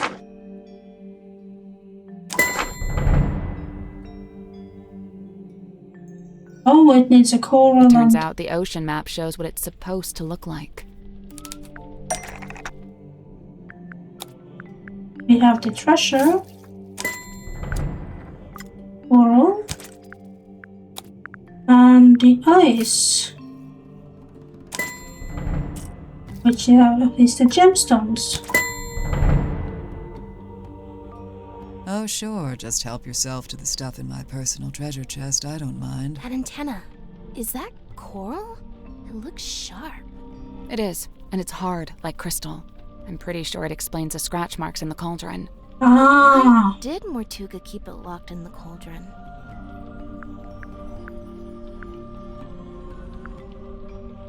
You want to keep it hidden from Because he everyone. wanted to keep it hidden from everyone. The mermaid's tongue being on board was a secret Mortuga was keeping. The cauldron was covered by the sailcloth and locked in the storeroom, and Mortuga wanted to keep it that way. It's true. When he saw my poster, he told me we had to keep the cauldron covered up. Why the cauldron, though? Wouldn't it have been less conspicuous if he just kept it in a wooden crate or something? Keeping the mermaid's tongue in the cauldron wasn't something Mortuga came up with himself. Even before he ever found it, it's just where it's always been kept.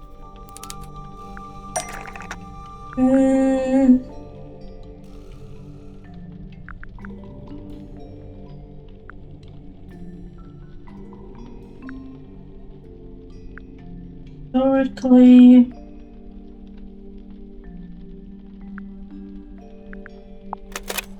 That's not right. Okay. Is it? Open it. Nope. Historically.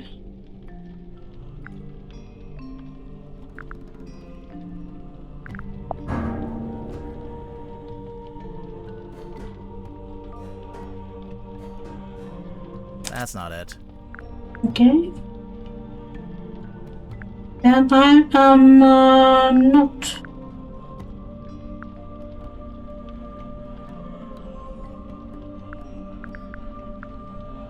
Kept in a cauldron.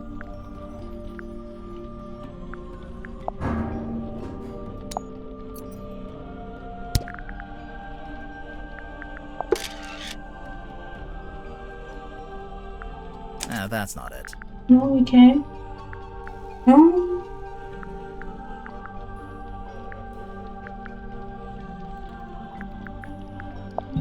That's not it.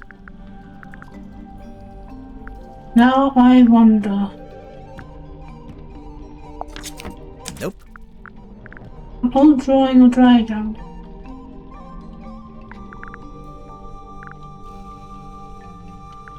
Drawing or diagram. Oh, there it is. Of course it is. There it is. See? In the cauldron, beneath the iron bell, beneath the wooden buoy. But that was a long time ago. How do you know the mermaid's tongue was still in the cauldron at the time of the murder?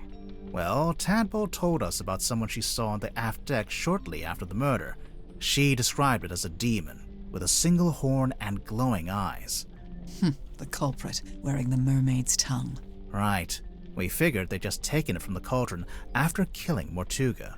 So the culprit knew about the mermaid's tongue, knew what it was, knew how to use it. Definitely. But Mortuga never really told us about any of this. How did the culprit know about it?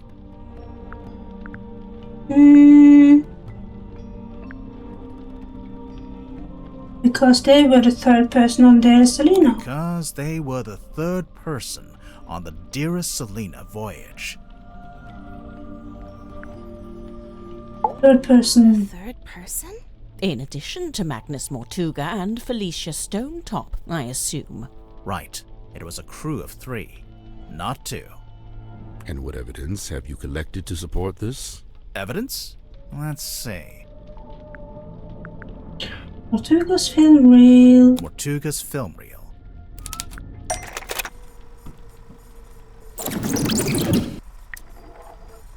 Ding dong. Oh yeah, look at that. Spooky. Let's see. The audio recording of Mortuga opening the black box. What recording is this? I really don't know why you're here. This doesn't concern you. Even if it does, it is wholly unrelated to our unfortunate voyage.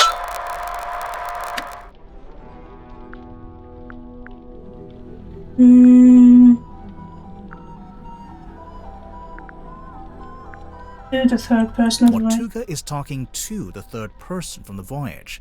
Is he? I only hear the one voice.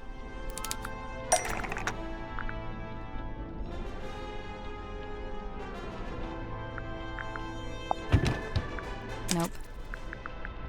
A malfunctioning piece of technology explaining the curious nature of the... Okay. There's... Before it reached Mariana's pipe, the audio was transmitted from the cabin to the control room by these radios. Only they're faulty, or one of them is, at least. It turns itself on and off every few seconds. The cadence happened to line up with the conversation, so you only get Mortuga's half. Huh. That's quite the coincidence. Personally, if I'd written that, I'd feel guilty. There are more things in heaven and earth, Mr. Werman. Yeah. Let's see. Ship in a bottle. Ship in a bottle.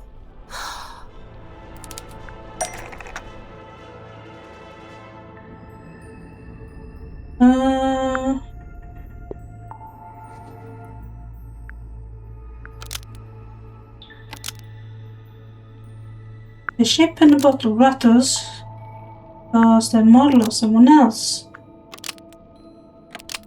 hidden inside the ship. The ship in a bottle rattles when you shake it because a model of someone else is hidden inside the ship. I knew there was something in there. Someone in there. Well, there we are. Quite a bit of evidence as it stands. All right, but does any of that tell you who it actually is? Potentially, yeah.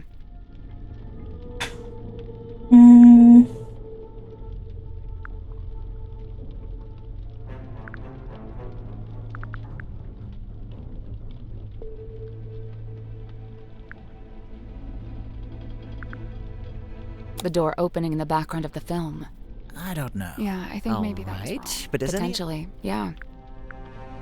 Remarks? The remarks made by Mortuga on the audio recording. Maybe that's not it. All right. Potentially, yeah. The ship in a bottle rattling when you shake it.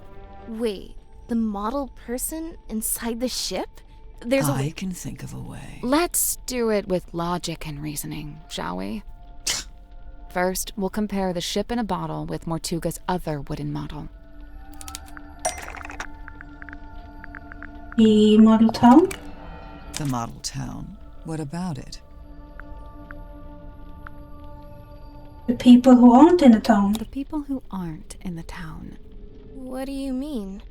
Mortuga and Felicia aren't in the town because they're on the ship. Selena too, I suppose, since she's the figurehead. I don't think they're who she's talking about.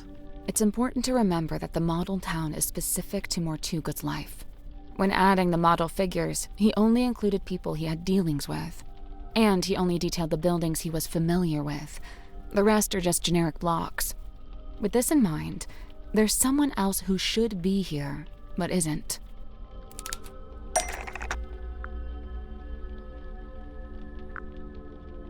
Safir?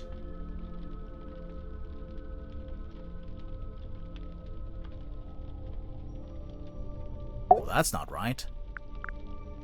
Nope. Nope. Nope. Nope. That's not it. Mortuga made a detailed model of Grip's shop. It's not a generic cube like everything else, which means there should be a model of Grip himself. But it's not there. But why would Mortuga include Grip in his model town? Did they know each other? And if they did, how did Grip end up going along on Mortuga's ship?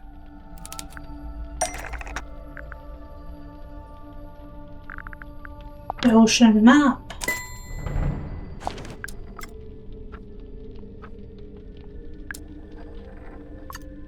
There's a sticker on the back of the map.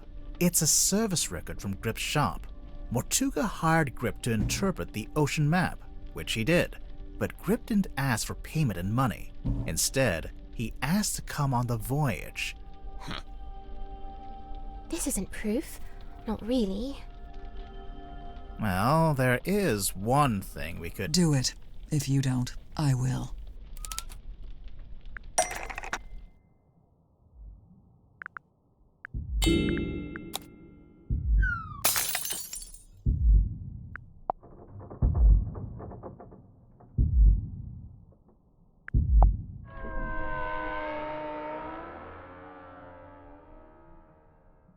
There it is.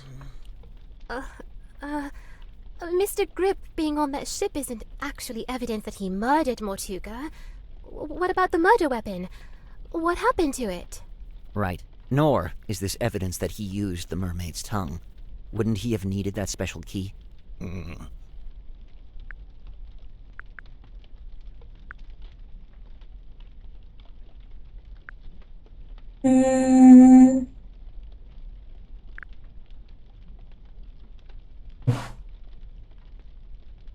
Does he has...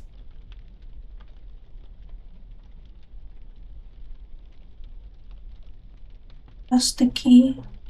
Grip still has the key for the mermaid's tongue. I don't know. Yeah, maybe that's not it. Mr. What Right. about... Wouldn't he have... Grip still has both?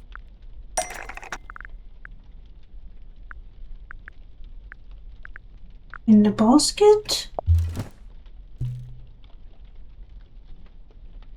No.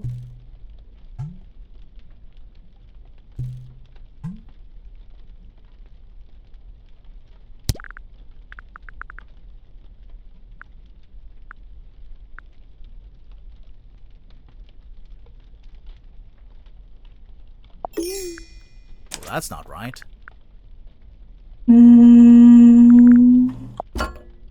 Aha! There's the necklace.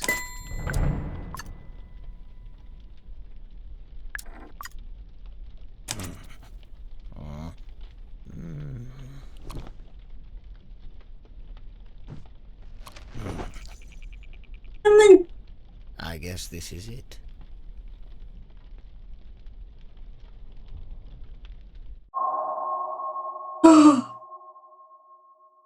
The Wayward Navigator.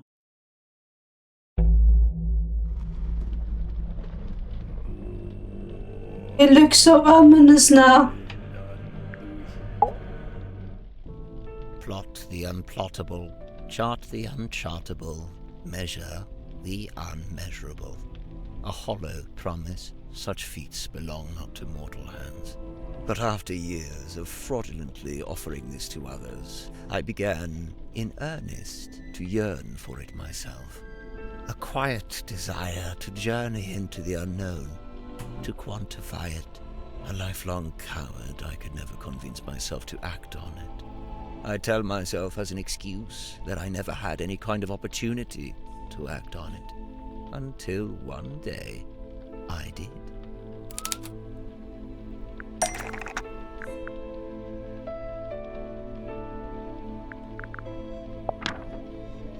Mortuga sought out my services. Not because we were friends, but simply because I was the one with the skills to interpret that inscrutable map of his. Sensing an opportunity at long last, I refused financial payment for the work. Instead, I asked to be brought along on the ensuing voyage. Mortuga was surprised by the request, but he ultimately agreed to my terms. Such was his desire to interpret the map. The work was done, and so we went. Despite my bold intentions, I mostly found myself sheltering within Felicia's cabin during the voyage. All the while, she and Mortuga stood around on deck looking windswept and heroic, far more at home on the sea than I. Regret reared its head. Regret over inviting myself into their world. From within the cabin, I sat and listened to their conversation. Felicia was telling Mortuga what they were looking for, what they were hoping to find.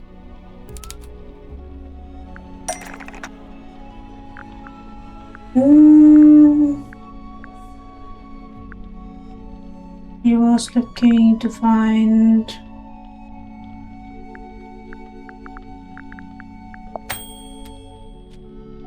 Well, that's not right. The mermaid's tongue. Did Felicia know what it was before she found it? Somehow she did. Her description to Mortuga was thus: a mask worn over the head. It facilitates communication with an ancient being of eternal mystery. That's really how she worded it? With the right contraption in your pocket, even the great unknown may be quantified and calculated. And here it was. Not a map, not a compass, but a communication device. A translator. Besides knowing what it was, Felicia also knew how to find it. How its location in the ocean would be marked with a wooden buoy that glows with green light. We waited. Night fell. But before long we were indeed signaled by this very light, and the buoy was sighted. Mortuga hauled it up, pulled it all up, right onto the deck. It was heavy, but he was strong. He held up the iron bell. The bell and the cauldron locked together to form that single shape. Mortuga went to unlock it by himself, but Felicia cautioned him against it. She warned that it could be dangerous to stand so close, as the mechanism would be surely powerful. And so they unlocked it together, taking a handle each. Felicia took the mermaid's tongue from within the cauldron. Did it have the coral and the gemstone eyes?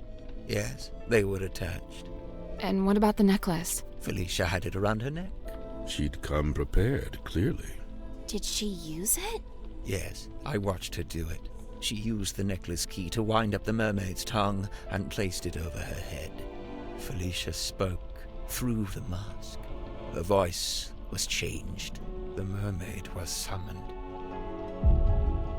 Entranced, I rushed out onto the deck and leaned over the side. Mortuga clambered up to the wheel in an attempt to steer us away from harm. The mermaid reached out and grabbed the wheel. And Mortuga's right shoulder? Yes, of course. His fingerprint mark. Mortuga held fast, but a portion of the wheel broke off and fell into the ocean. With her other hand, the mermaid grabbed the mast, almost snapping it in two.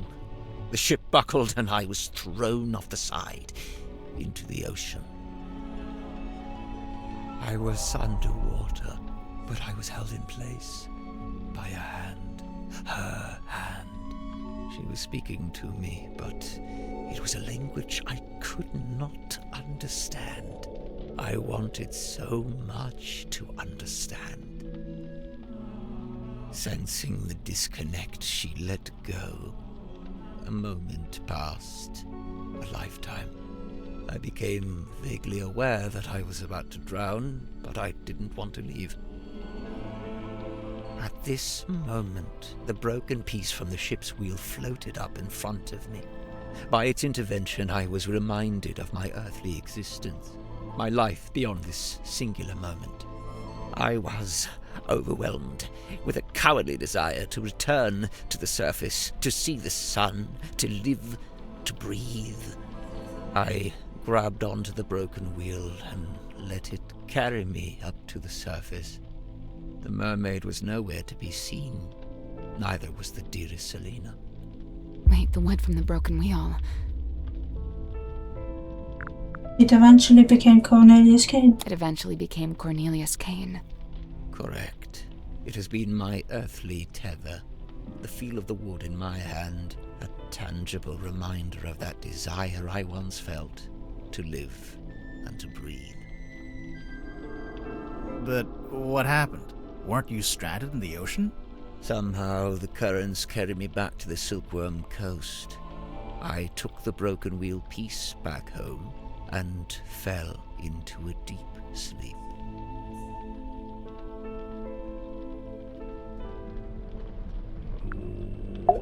After I awoke, I went looking for Felicia. Not Mortuga. No, Felicia.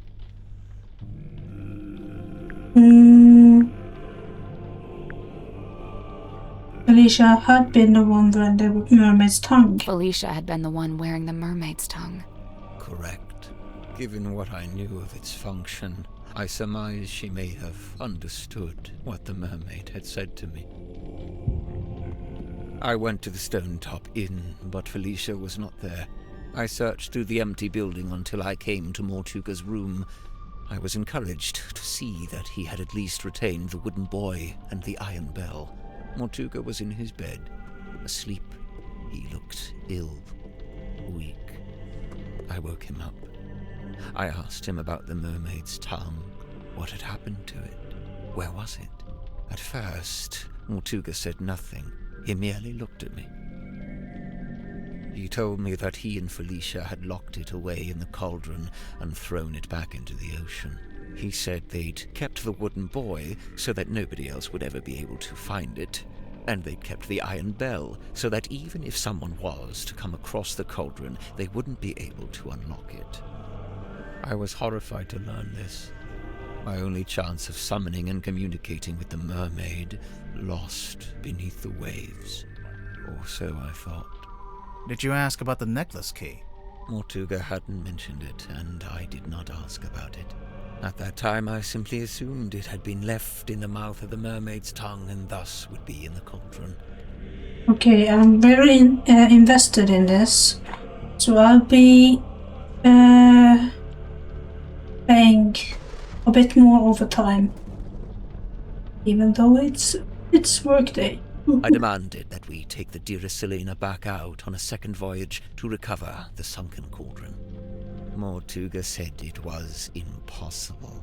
For one, the dearest Selina couldn't recover it from the bottom of the ocean if it was not attached to the boy. And secondly, Felicia had decommissioned the ship and it was being taken apart at the shipyard. In explanation, Mortuga handed me a folded piece of parchment. It was indeed. It had inscribed a note from Felicia. She was to be leaving town immediately. She did not say where she was going. Mortuga told me he had slept through Felicia's parting visit. He was distraught over it, heartbroken. With a desperate look, he asked me if Felicia had also come to visit me on her way out of town. I told him yes, she had. Mortuga's eyes opened wide. Did she say where she was going? I must know. I have to know. I told him yes. Yes, she told me where she was going and she'd given me the address. His eyes widened further. Give it to me. I need to know. I'll go after her. I told him I would, in exchange for the mermaid's tongue. Mortuga told me again how it was impossible. There's no way. It's lost. You need to let it go. I didn't want to hear it. I left the inn still clutching the deeds. I went down to the shipyard and spoke with Donovan Drummond. He had begun taking apart the dearest Selina. I inquired about purchasing Drummond's unused submarine, a Seafoam submarine. He told me he would be willing to part with it, but it had never been finished. In order for it to be seaworthy, it would need several new parts that would take a long time to build. However, I was determined to find a solution.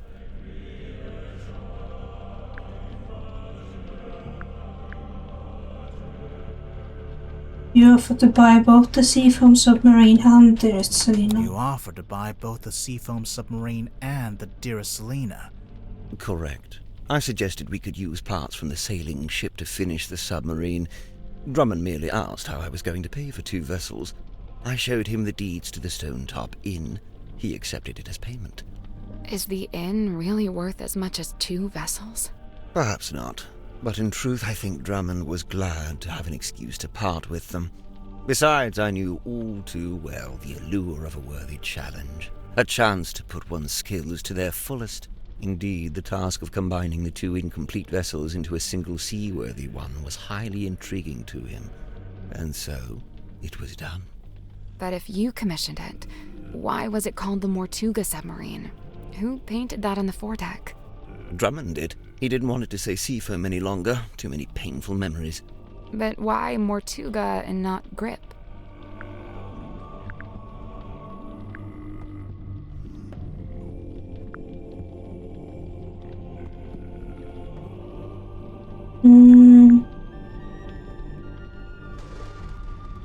Because Grip paid it with... Because Grip paid for it with the inn deeds, which were in Mortuga's name. Right. Drummond assumed I was merely acting as intermediary for Mortuga, the true buyer. Did you tell Mortuga what you'd done? I told him of my intention to return to the ocean, in a submarine I was having constructed. He wasn't happy about it, but the submarine took months to complete. That was enough time to convince him to come with me and help search for the Mermaid's tongue. He only came with you because you were pretending to know where Felicia had gone, and you were withholding it from him. Correct. What were you going to do if and when Mortuga realized you'd been lying to him? It was worth the risk. There was no question of leaving the Mermaid's tongue at the bottom of the ocean. But it wasn't lost in the ocean. Mortuga had it the whole time. Correct. As I had lied to him, he had lied to me.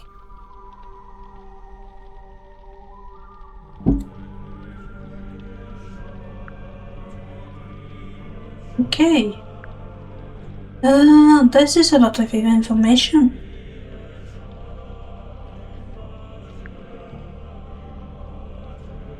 Let's see what happened. Mortuga smuggled the Mermaid's tongue onto the submarine before we left. He didn't want to leave it behind, but he didn't want me to know he had it. Smuggled? How? Reference letter. Mortuga sent me a letter, inviting me to join him on the submarine. Grip, did you know he'd done that? Mortuga told me he was going to bring somebody else on board. An old friend, a collector of occult curiosities who might be helpful. But I didn't want anyone to know what we were doing, or what we were looking for. I told Mortuga not to mention me in the letter.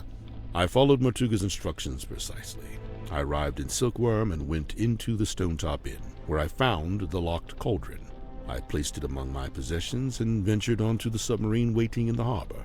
We departed. Zephyr thought he and Mortuga were the only 2 souls on the ship.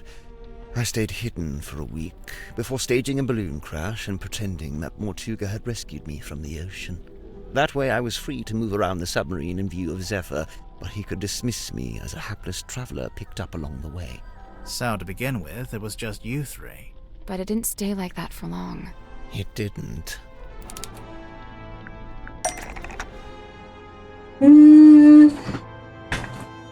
Let's see.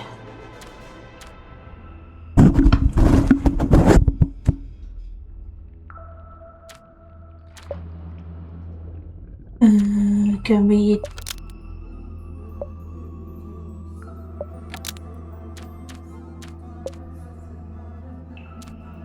This one should not be here, but okay.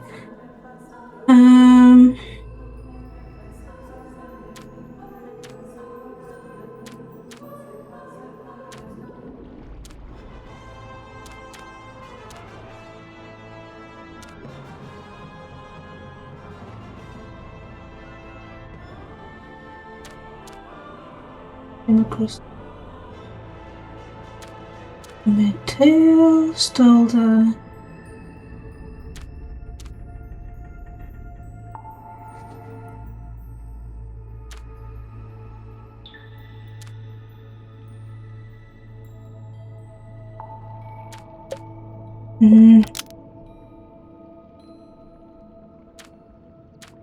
try to convince Vernon to kill Marcus Vernon.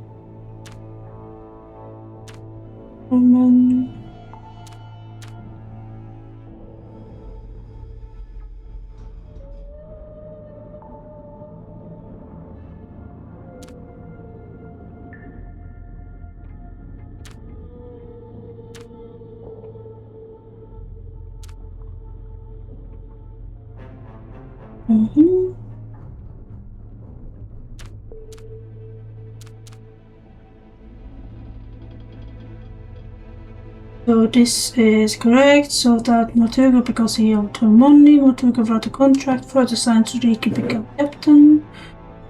Was sent a letter explaining how to access Mortuga's submarine, considering using Mortuga's status story at Land from Lexburg. Hired Mortuga to find information about Felicia Stovetop, brought the black box into the submarine and gave it a grip.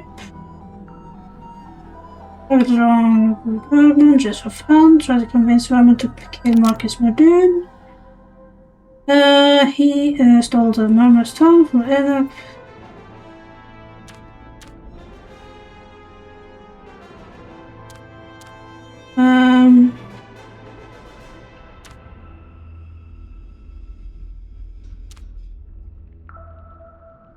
Was kidnapped.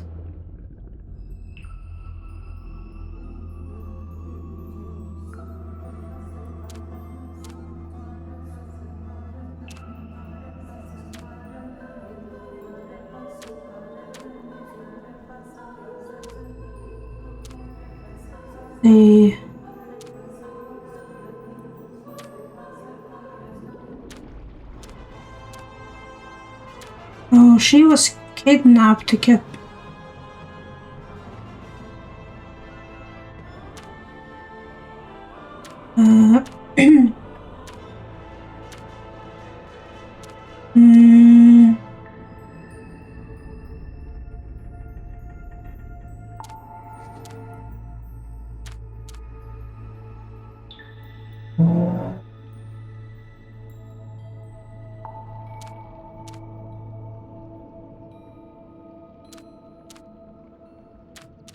He was invited.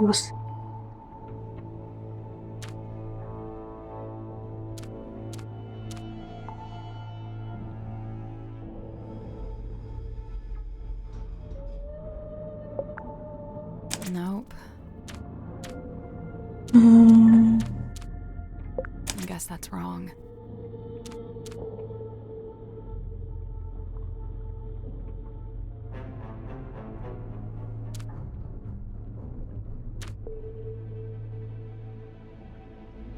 That's not it. That's not it. That's not it.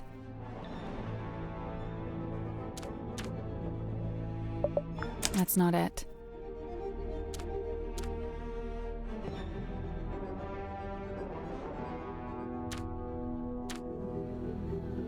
A pure chance.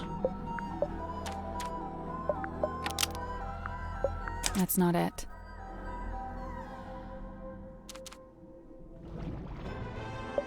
That's not it.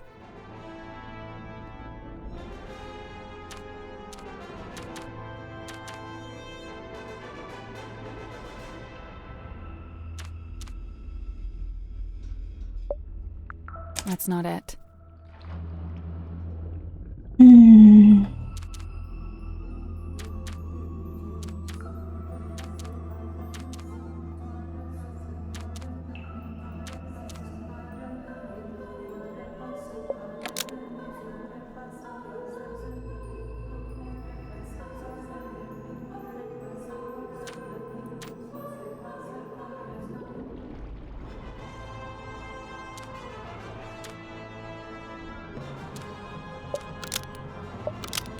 How can I drag?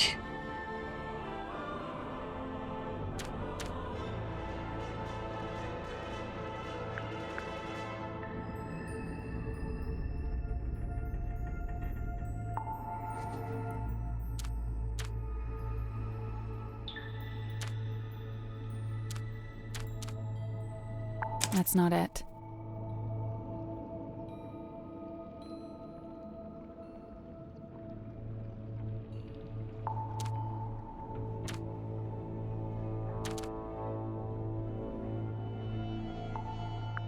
That's not it.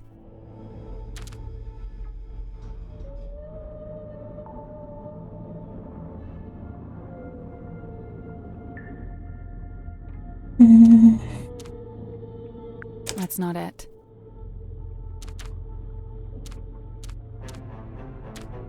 That's not it. How can you drag?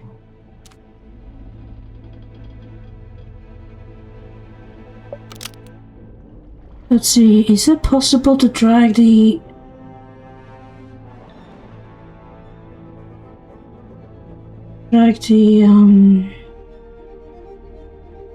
slots around?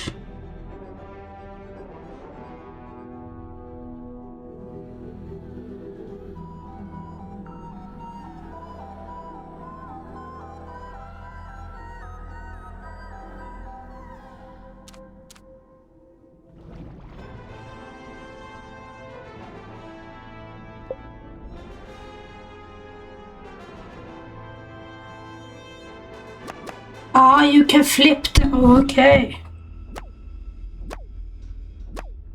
I see.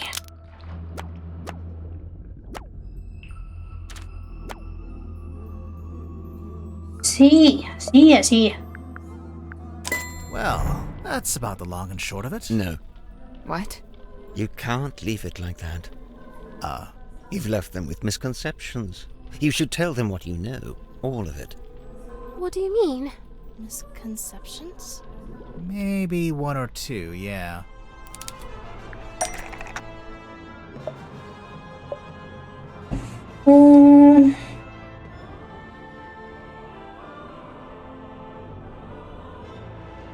Needed.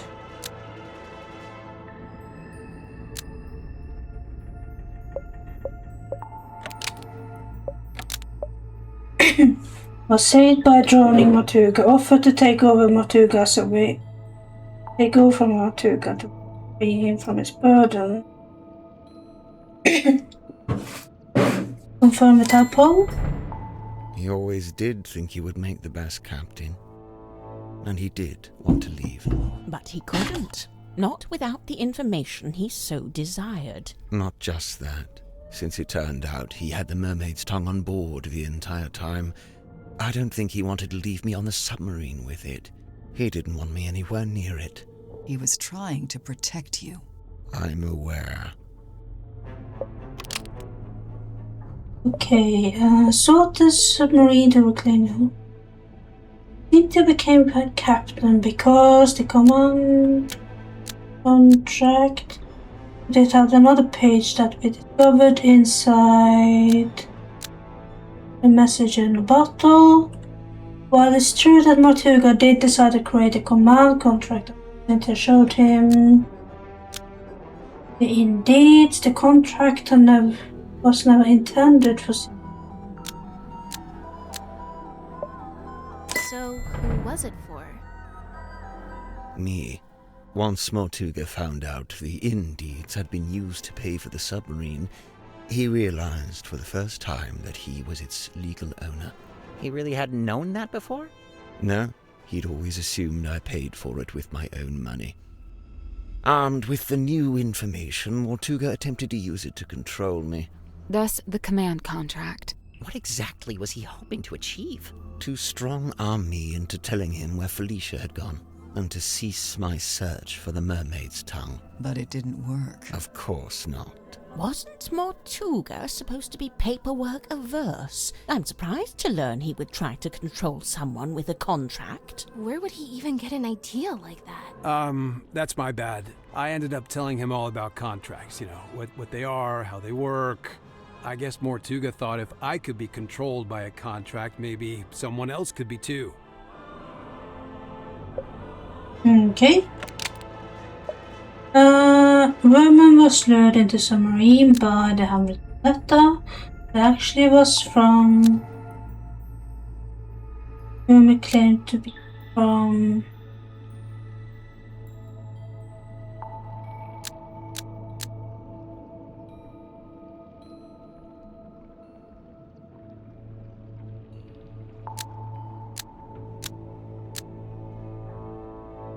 Letter, but it wasn't actually from by Vincent. Emailed. Yeah, because it was not. He hoped Vermin might have information about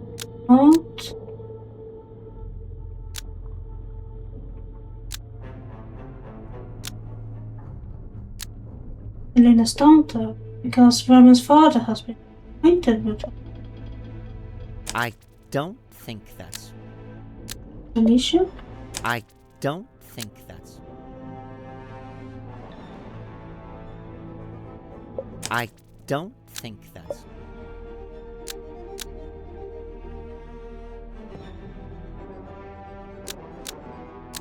I don't think that's... Wait, so Mortuga wrote the letter? Not exactly. It was his idea, but he wasn't one for writing by hand, so he asked me to do it for him. But why Ibis? Mortuga didn't want to reveal too much in the letter, so he had the idea to pretend to be a neutral third party. We learned about Ibis from that newspaper page, but it just needed to be someone you would listen to. Honestly, I'm surprised it worked. Huh. This explains why Mortuga kept asking about my father. Oh yeah, I was wondering about that. Were you able to tell him anything? Afraid not. I haven't spoken to my father in years. Do you think he would have known anything about Felicia? About what happened to her? It's possible. Yeah. Watching?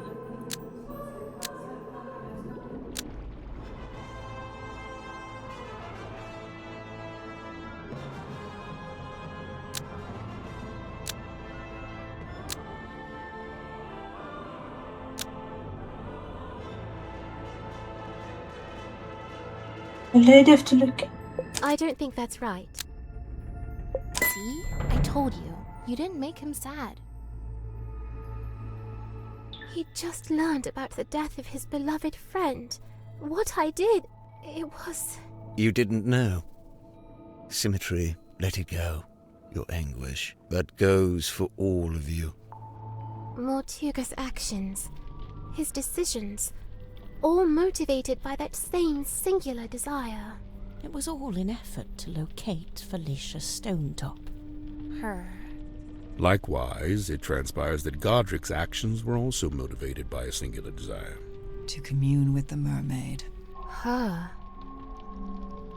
And when they opened the black box and found the mourning envelope, found the necklace key, it all came to an end. Well, what are you waiting for? Go ahead, open it. Godric, I really don't know why you're here. This doesn't concern you. I'm afraid it does. I'm to believe the box may contain information on Captain Stonetop. Even if it does, it is wholly unrelated to our unfortunate voyage. I'll be the judge of that. There could be anything in there. Listen. I prefer you not to shake it like that. Besides, it doesn't open that way. It slides out at the side. Let me do it. What's all this? A scroll? An envelope? There's something inside. Wait. What's this? We both know what that is. That's Felicia Stonetop's necklace, isn't it? Isn't it?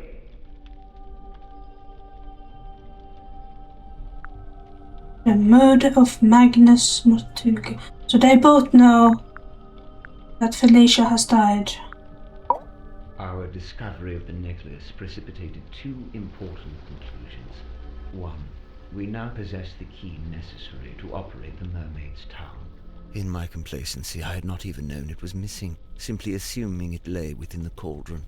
But no, Felicia had taken it away with her, and now, through what twist of fate, it had returned. Which brings me to conclusion 2. The fact that her necklace had been sent to her parents in a black-rimmed envelope attested to us that Felicia Stonetop had died.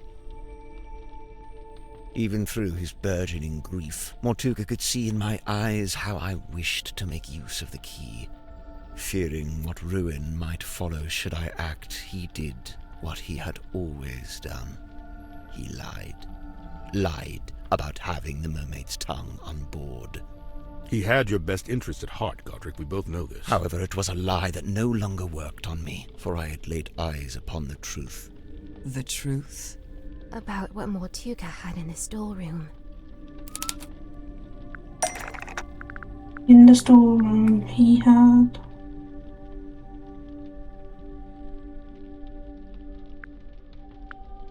In the storeroom.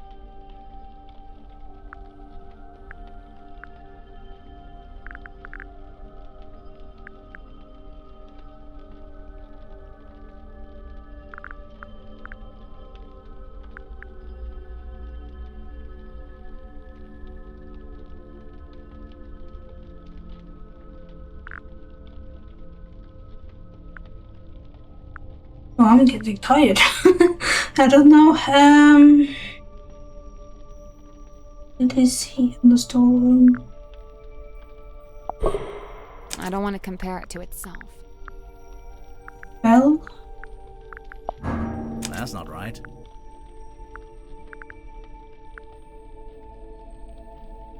Drawing.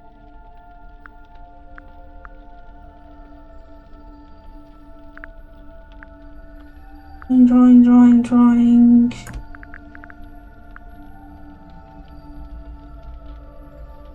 Oh, it's the message. Well, that's not right. Correct. I had seen Symmetry's drawing of the cauldron. He asked me to change it. I was going to change it. So now you had everything you needed. The key, the bell, and the mermaid's tongue itself, albeit locked in the cauldron. On that note, I had also surmised Mortuga's reason for rigging the iron bell onto a winch above his desk. I concluded that he had set it up this way so that he could unlock the cauldron and access its contents himself. You think he wanted to use the mermaid's tongue? You'd like to suggest Mortuga would be immune from such things, hmm? I concede it may have been an alluring prospect, but actually choosing to act, it displays a dangerous hubris. Well, maybe he just wanted to be able to get to it, but not actually use it, you know? Grip, did you actually accuse Mortuga of wanting to open the cauldron? Of wanting to use the mermaid's tongue? I did, and he flatly denied it, which caused an argument. Truth be told, we were both sick of each other. The last vestiges of our mutual decorum fell away. He attempted to shut me down with cold logic, insisting that it was not possible for one man to simultaneously turn both dials on the iron bell. Wait, is that true? Kinda depends how big you are. Kinda. Depends how big you are, how wide your arms are. I knew Mortuga would be capable of it, and I could see in his eyes that he intended to do it. Well, not to side with Grip here, but he was right. Mortuga did open the cauldron, didn't he? Perhaps his intention was simply to move the mermaid's tongue to a newly contrived hiding place. Maybe he was just gonna destroy it. As he should have done years hence, I might add. Grimoire, what do you think?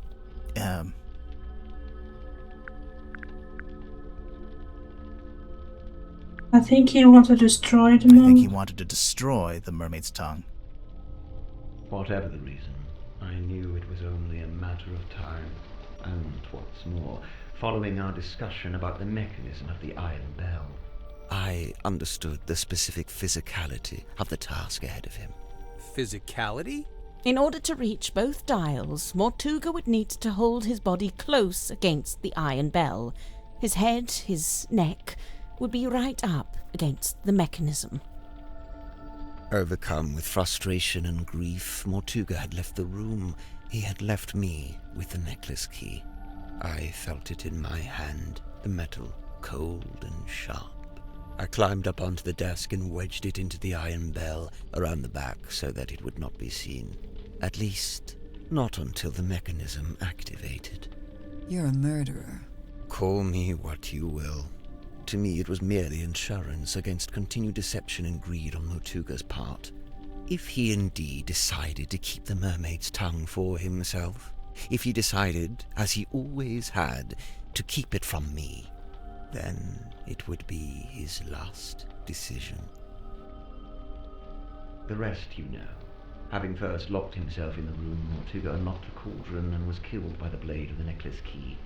I tilted the submarine in order to claim the eyeball key, which granted me access to the captain's cabin and a path into the storeroom from above. I took the mermaid's tongue from the unlocked cauldron. And then you went up to the aft deck and used it, didn't you? I tried to, but you stopped me. You're welcome. Tadpole then dove into the ocean and collected the pieces, including the coral and the gemstone eyes, which she kept for herself. Yeah. As for the mask itself, I just left it in my room. And I took it when I later visited the room to collect hex from the dome tank. Wow, you're admitting it, huh? I admit I moved it to a more secure location, ultimately a wise decision, wouldn't you say? Except it's not there anymore, is it? It's right here. Oh, he's gonna use it. It's dark! Grip turned off the lights. Someone grab him! You gotta go up. The mermaid's tongue, it's gone! He took it! He can't have gone up to the foredeck. It's still locked. Aft deck. What about the aft deck? Let's go. Maybe we can catch him. Run, run, run! I want to see what's happening!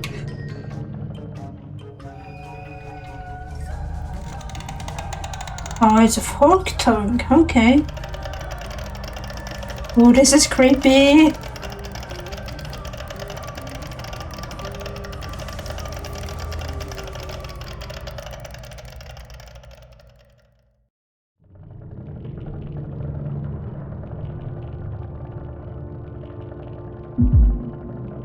He's wearing it. He got the... Too late. Into...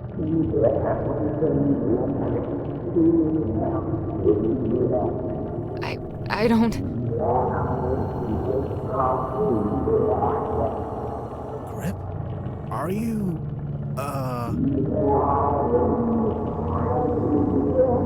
What? What is he saying? Where's he going? What's he going to do? Should we follow him? I don't... Wait, what's that on the floor? It's the compass. He fixed it. Yeah. Service record. Into a sea phone. What's he going to do? He's locked the door. Can you see him through the window? Just whoa.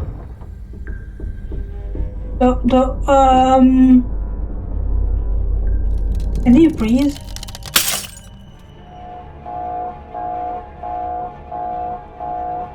That's a big... This is bad. The pressure change, it's too sudden. The submarine's not...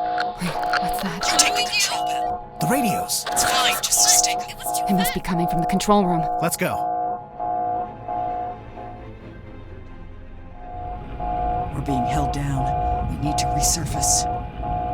The submarine can't take it. The controls are going crazy. Wait.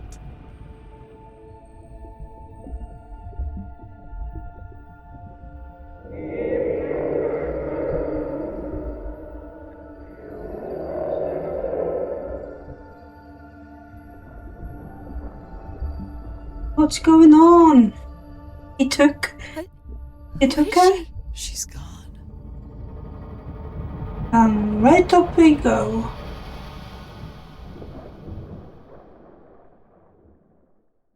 She let us go.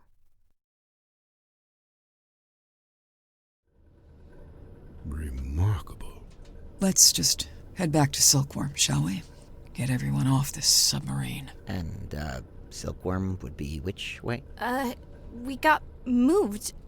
I don't know where we are. No stars, no moon. I don't know which way north is. Let's give them the compass. He fixed it.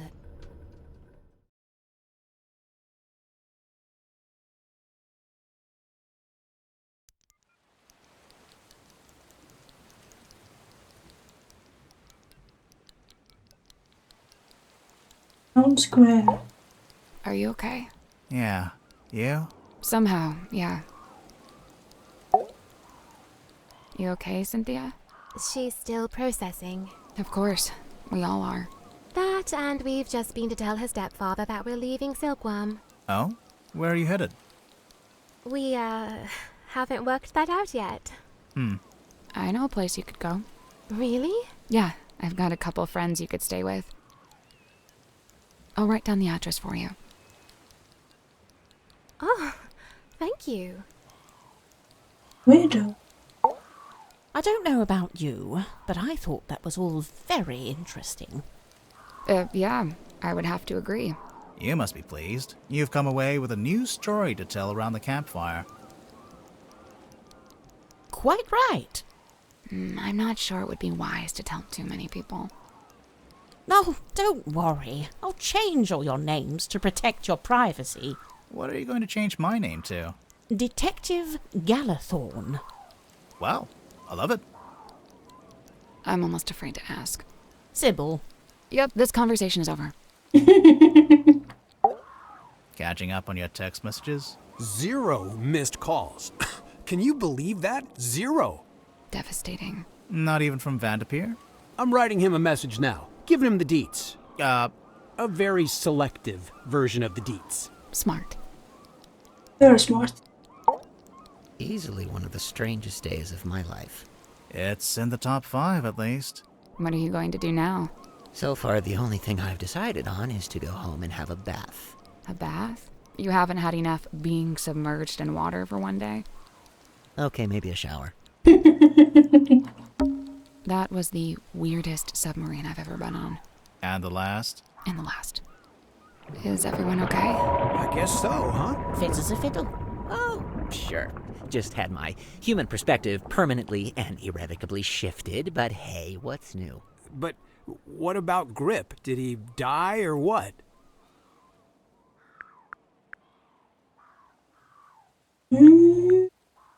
Maybe not. Maybe not. But he made his choice. I really don't think it would do us any good to worry about it. Sally, did you write down that address for us? Yeah, I'm almost done. Just writing something on the back to help you out. Oh, like instructions? Kinda, yeah. You know, I really must be off.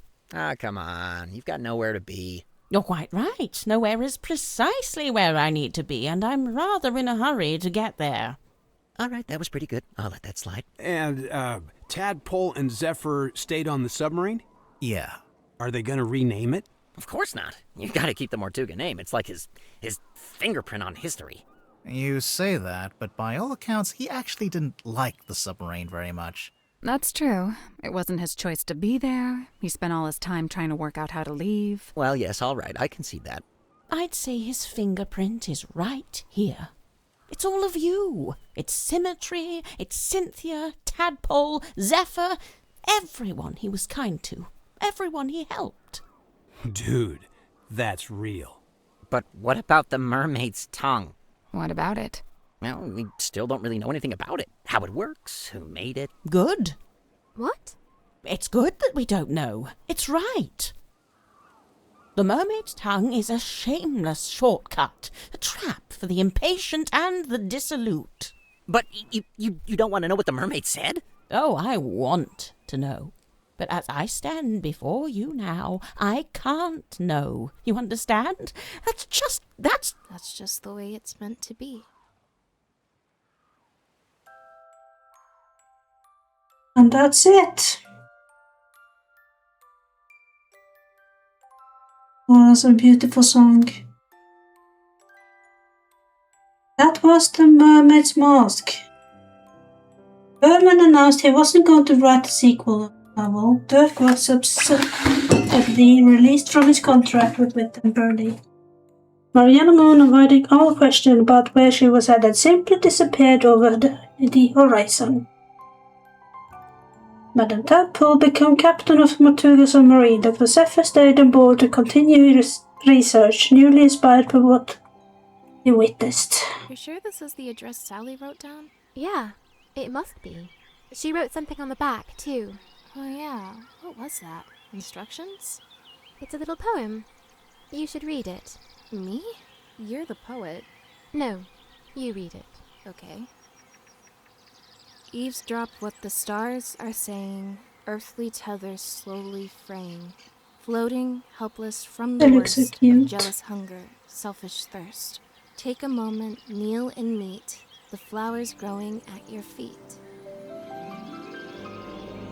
Oh, that's a lovely cottage.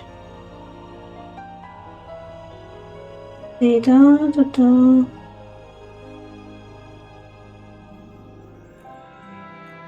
Oh yeah! She's from the first game. I don't remember. They can be such good friends. The science... Oh, her too!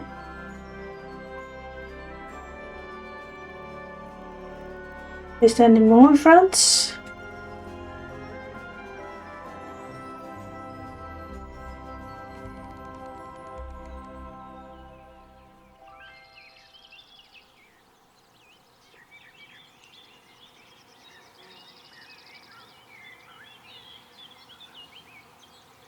Well, this was lovely.